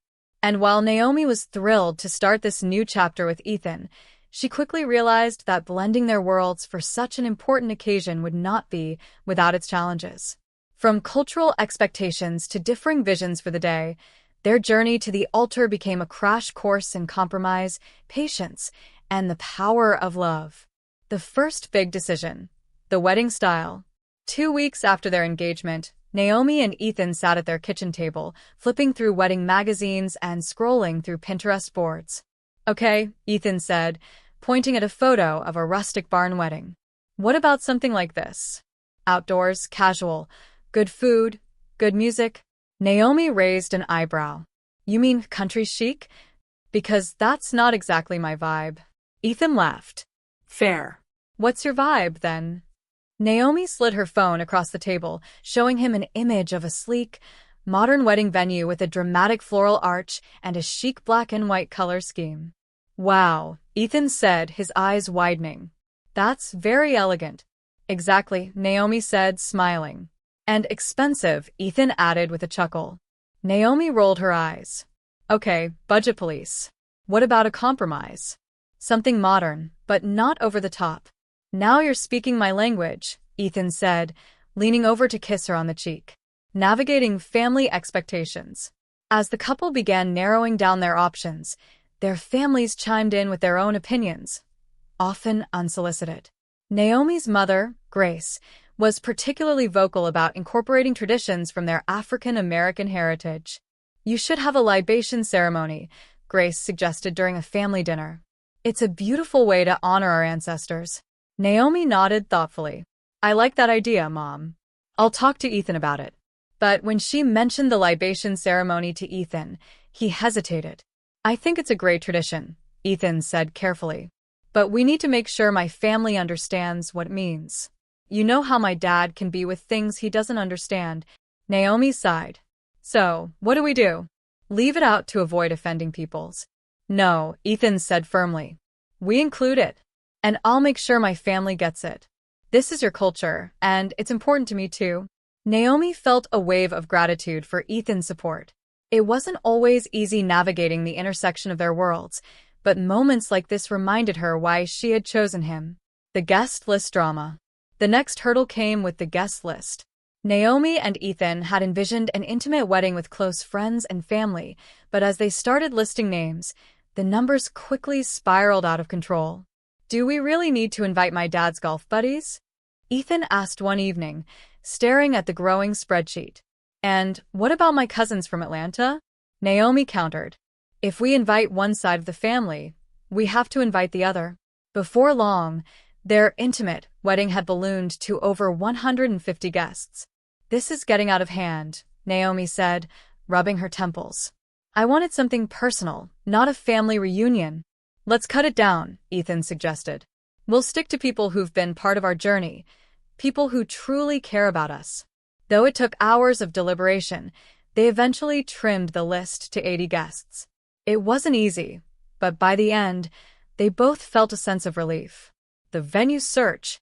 After weeks of searching, Naomi and Ethan finally found a venue that felt like the perfect blend of their styles. It was a modern loft with exposed brick walls, floor-to-ceiling windows, and an outdoor terrace overlooking the city skyline. This is it, Naomi said, her voice filled with awe as she stepped onto the terrace. Ethan smiled, slipping his arm around her waist.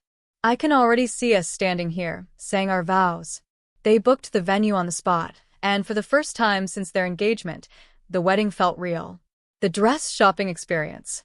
One of the most anticipated moments of the planning process for Naomi was finding her wedding dress. She brought along Carmen, her mother, and Maya for a day of shopping at a boutique in Manhattan. The experience started with laughter and excitement as Naomi tried on a series of gowns, but as the minutes ticked by, doubt began to creep in. None of these feel like me, Naomi said, staring at herself in the mirror. Don't worry, Carmen said. We'll keep looking until we find the one. Finally, after nearly 2 hours, the boutique owner brought out a dress that took Naomi's breath away. It was a fitted gown with an off-the-shoulder neckline, delicate lace detailing, and a dramatic train. As Naomi stepped out of the dressing room, her mother gasped. Naomi, Grace said, tears welling in her eyes. You look stunning. Naomi turned to the mirror, her own eyes filling with emotion. For the first time, she could picture herself walking down the aisle to Ethan, wearing this dress. This is it, she said, her voice steady. This is the one. Ethan's preparation. While Naomi was busy with dress fittings and flower arrangements, Ethan focused on writing his vows. He wanted them to be personal and heartfelt, but every time he sat down to write, he struggled to find the right words. One evening, he called Margaret for advice. Just speak from your heart, his mother said. Tell her how she's changed your life and why you're excited to spend the rest of it with her. Ethan smiled. You make it sound so simple. Because it is, Margaret said gently. When you love someone the way you love Naomi, the words will come. That night, Ethan sat at his desk and poured his heart onto the page, writing vows that captured everything he felt for Naomi, their journey, their struggles, and the limitless future he envisioned with her. The unexpected challenge. As the wedding date approached, an unexpected challenge threatened to derail their plans. The venue called to inform them that a plumbing issue would require extensive repairs, making the loft unavailable for their date. Naomi was devastated. We've spent months planning this, she said, pacing the living room. How are we supposed to find another venue on such short notice? Ethan placed his hands on her shoulders, grounding her. We'll figure it out. We always do. With the help of their friends and family, Naomi and Ethan found an alternative venue, a rooftop garden with panoramic views of the city. It wasn't what they had originally envisioned, but it felt just as magical. A moment of reflection. The night before the wedding, Naomi and Ethan sat on their balcony, looking out at the city that had been the backdrop to their love story. Tomorrow, everything changes, Ethan said, his voice filled with wonder. Not everything, Naomi replied, leaning against him. The way I feel about you won't change. That's the one thing I'm sure of. Ethan kissed her forehead, a sense of peace washing over him. Me too. As they sat together, the stars above twinkling like promises, they knew they were ready for whatever came next. Chapter 12. The Wedding Day. The day Naomi and Ethan had been planning for months had finally arrived. The morning dawned bright and clear, with a soft breeze that hinted at the perfect autumn day ahead. As Naomi stood in front of the full-length mirror in her suite, surrounded by her closest friends and family, the weight of the moment began to settle over her. This was it. The day she would marry the man who had challenged her, supported her, and loved her in ways she had never thought possible. Morning preparations. Naomi's bridal suite buzzed with excitement as Carmen, Maya, and her mother helped her get ready.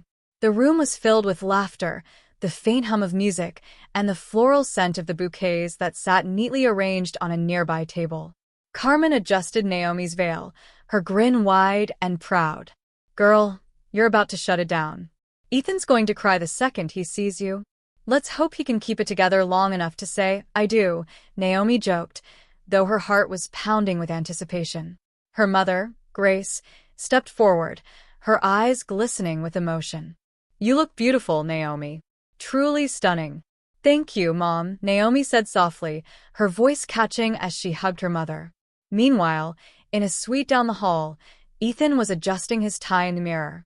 His best man, a longtime friend named Jake, clapped him on the back. "You nervous?" Jake asked. Terrified, Ethan admitted with a chuckle. "But also, I've never been more sure of anything in my life." Margaret entered the room just then, her eyes lighting up when she saw her son. "You look so handsome," she said, straightening his lapel. "Thanks, Mom," Ethan said, his voice soft. "And thank you for everything. For supporting me and Naomi."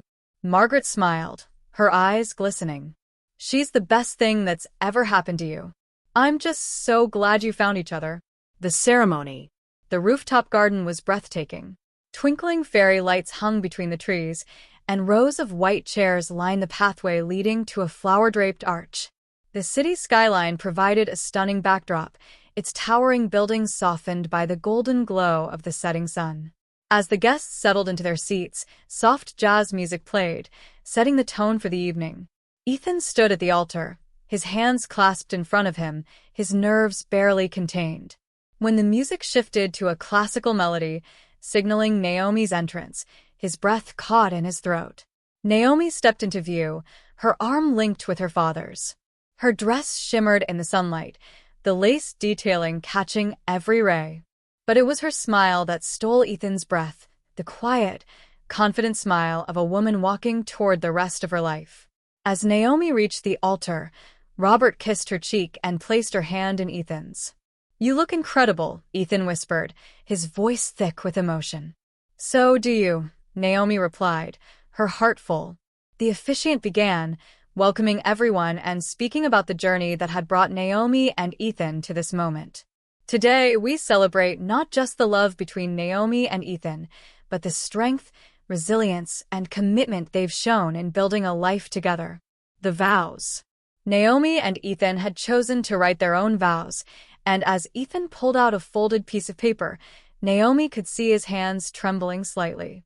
"Naomi," he began, his voice steady despite the emotion in his eyes, "from the moment I met you, you've challenged me in the best ways. You've shown me what it means to love deeply and honestly, to be vulnerable, and to fight for something worth having. I promise to stand by your side in every storm, to celebrate every victory, and to love you with everything I have for the rest of my life." Tears slipped down Naomi's cheeks as Ethan finished, his words resonating deeply. When it was her turn, Naomi took a deep breath, meeting Ethan's gaze. "Ethan," she began, her voice soft but unwavering, "you've been my greatest surprise. You've taught me that love doesn't have to come with conditions or compromises, that it can be a partnership where we lift each other up. I promise to support your dreams, to share in your joys, and to walk with you through whatever challenges come our way. With you, I've found not just love, but a home. And I promise to hold on to that, always."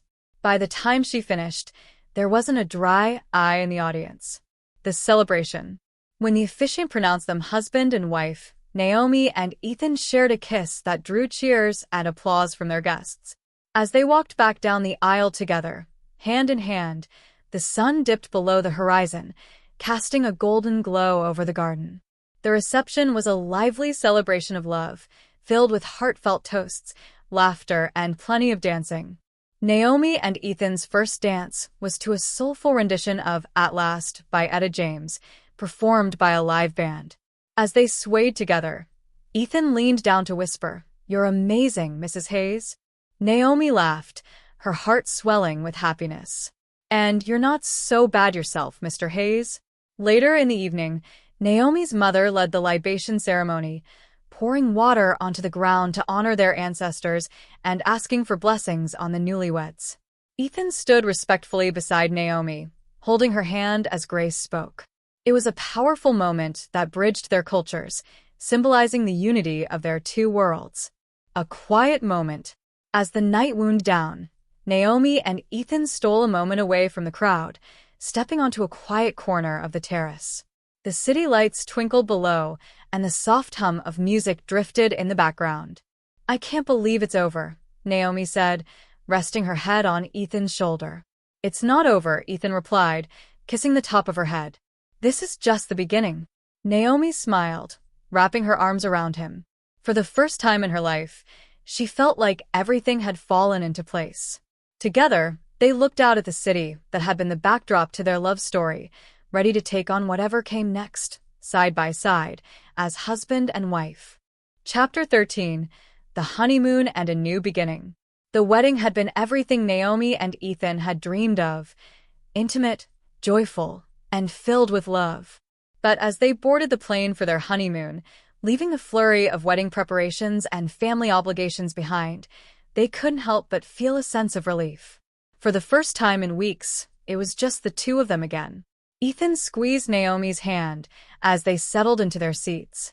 "Ready for paradise?" he asked, his voice tinged with excitement. Naomi smiled, leaning her head against his shoulder. "More than ready." Their destination was an exclusive resort in St. Lucia, a place known for its pristine beaches, lush greenery, and secluded luxury. It was the perfect escape for a couple who had spent months juggling work, family, and wedding planning. Arrival in paradise. When they arrived at the resort, Naomi and Ethan were greeted with warm towels and glasses of champagne.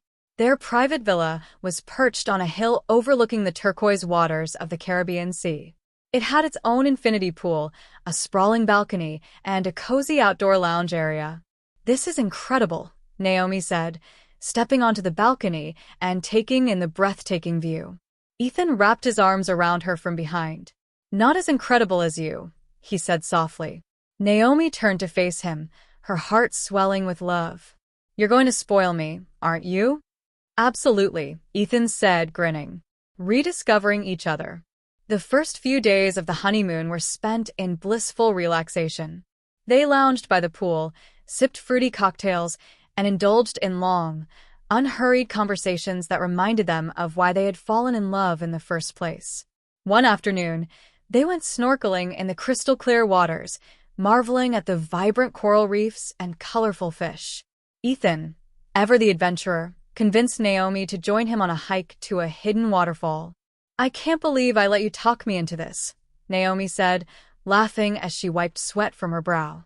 "But look," Ethan said, gesturing to the cascading waterfall in front of them. "It's worth it, right?" Naomi had to admit he was right. The waterfall was stunning, its cool mist refreshing after their hike. They spent the next hour waiting in the pool beneath it, laughing like kids and stealing kisses in the water. A night of reflection. On their fourth night at the resort, Naomi and Ethan shared a candlelit dinner on the beach. The waves lapped gently at the shore as they dined on fresh seafood and toasted to their future. As the evening wound down, Ethan reached across the table to take Naomi's hand. "I've been thinking about what's next for us," he said. Naomi tilted her head, intrigued.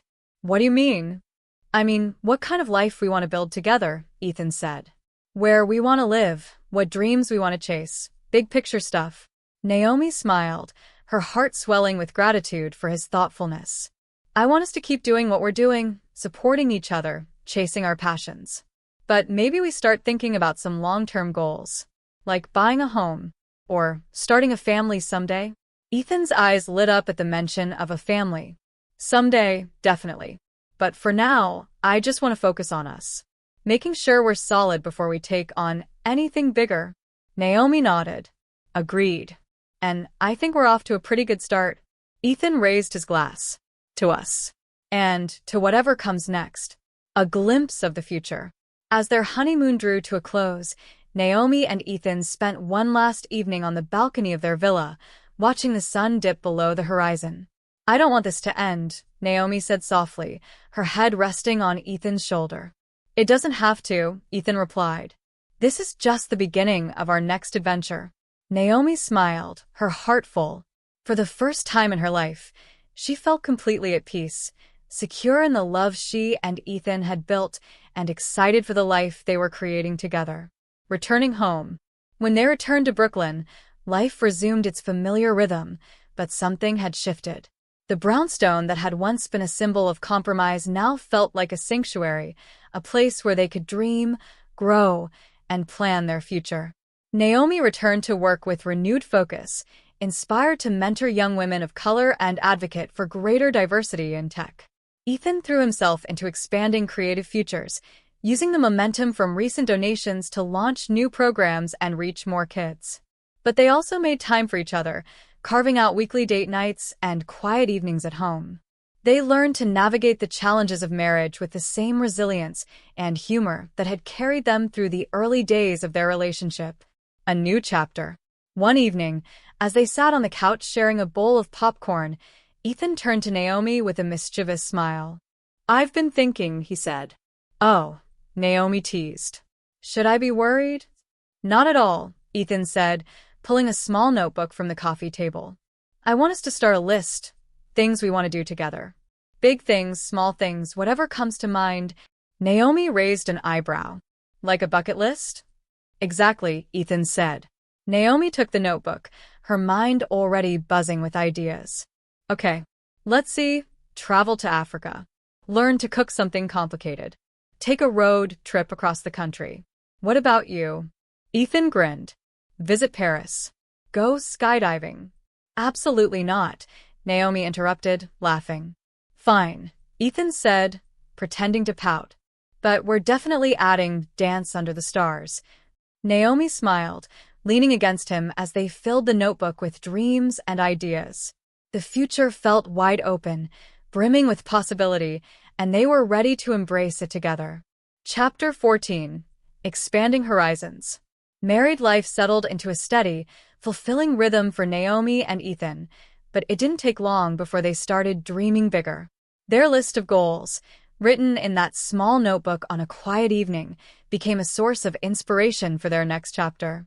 As they checked off one dream after another, Naomi and Ethan began to realize that their combined ambitions could lead to something even greater than they had imagined. A shared dream. One morning, over coffee at the kitchen table, Naomi brought up an idea that had been tugging at the edges of her mind. "Do you ever think about combining what we do?" she asked, glancing at Ethan over the rim of her mug. Ethan, still bleary-eyed but intrigued, raised an eyebrow. "What do you mean?" "I mean, you work with kids, inspiring them through the arts. I work in tech, trying to break down barriers for women and people of color.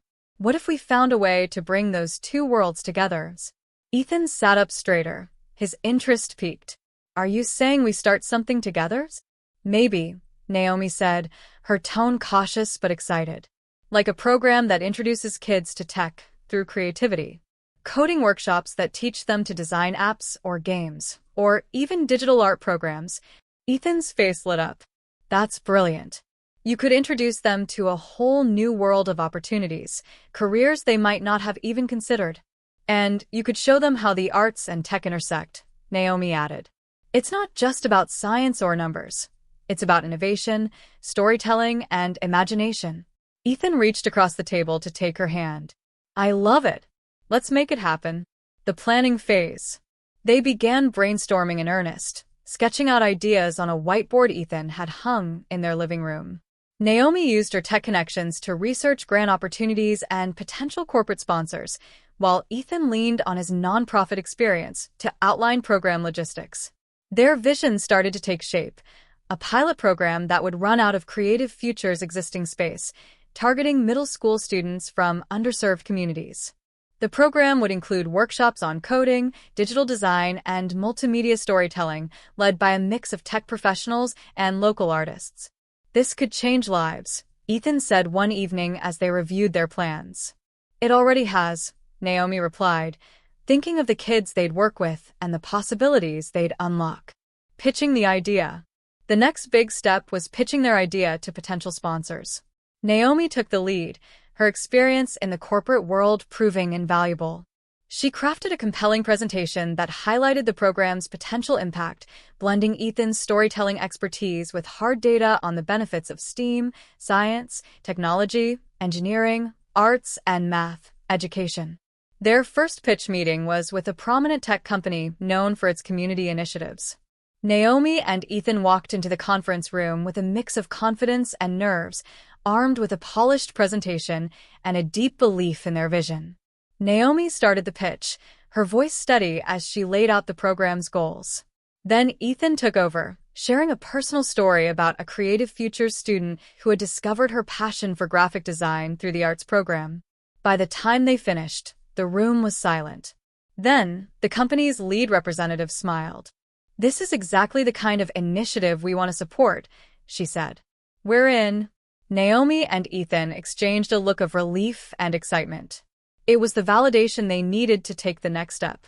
Launching the program. Months later, their dream became a reality. The program, named Creative Horizons, launched with its first cohort of 25 students. Naomi and Ethan worked tirelessly to ensure everything ran smoothly, from securing laptops and software licenses to recruiting mentors who shared their passion for empowering young minds. The students were a mix of curious, shy, and energetic, but as the weeks went on, they began to blossom. One girl, Amara, stood out early on. She was quiet and reserved at first, but when Ethan introduced a digital art workshop, her face lit up. By the end of the program, she had created a stunning animated short film that combined her love of drawing with the coding skills she had learned. "This is the best thing I've ever done," Amara said during the program's final showcase, where students presented their projects to their families and community members. Naomi felt a lump rise in her throat as she watched Amara's parents beam with pride. Moments like these reminded her why she and Ethan had started Creative Horizons in the first place. Personal growth. As Creative Horizons grew, so did Naomi and Ethan's relationship. Working together on such an ambitious project wasn't always easy. They had their fair share of disagreements about budgets, timelines, and priorities, but it also brought them closer. One evening, after a particularly heated argument about whether to expand the program too quickly, Naomi turned to Ethan with an apologetic smile. "I'm sorry," she said. "Sometimes I forget we're on the same team." Ethan pulled her into a hug. "I know, but that's what I love about you. You care so much. And so do I. We'll figure it out together." Their ability to communicate and compromise became one of their greatest strengths, not just in their work, but in their marriage. A bigger vision. By the end of the program's first year, Creative Horizons had exceeded all expectations. The students' projects had garnered attention from local media, and several participants had expressed interest in pursuing careers in tech or the arts. Naomi and Ethan began to dream even bigger. "What if we took this national?" Ethan suggested one evening. "Partner with other nonprofits. Bring this to more kids who need it." Naomi's eyes sparkled with excitement. "I love that idea, but let's take it one step at a time. We've built something amazing here. I want to make sure we do it justice before we scale." Ethan nodded. "Agreed. One step at a time. A quiet celebration." On the anniversary of their wedding, Naomi and Ethan sat on their balcony with glasses of champagne, reflecting on everything they had accomplished together. "Can you believe it's been a year?" Naomi asked, leaning against Ethan's shoulder. "A year, and we've already built an empire," Ethan teased. Naomi laughed. "Not quite, but we're getting there." Ethan kissed the top of her head, his voice soft. "I'm proud of us, Naomi, for everything we've done, and for everything we're going to do." Naomi smiled, her heart full. "Me too." As they clinked their glasses, the city lights twinkling around them, they felt a deep sense of contentment. Together, they had turned their dreams into reality, and they knew the best was yet to come.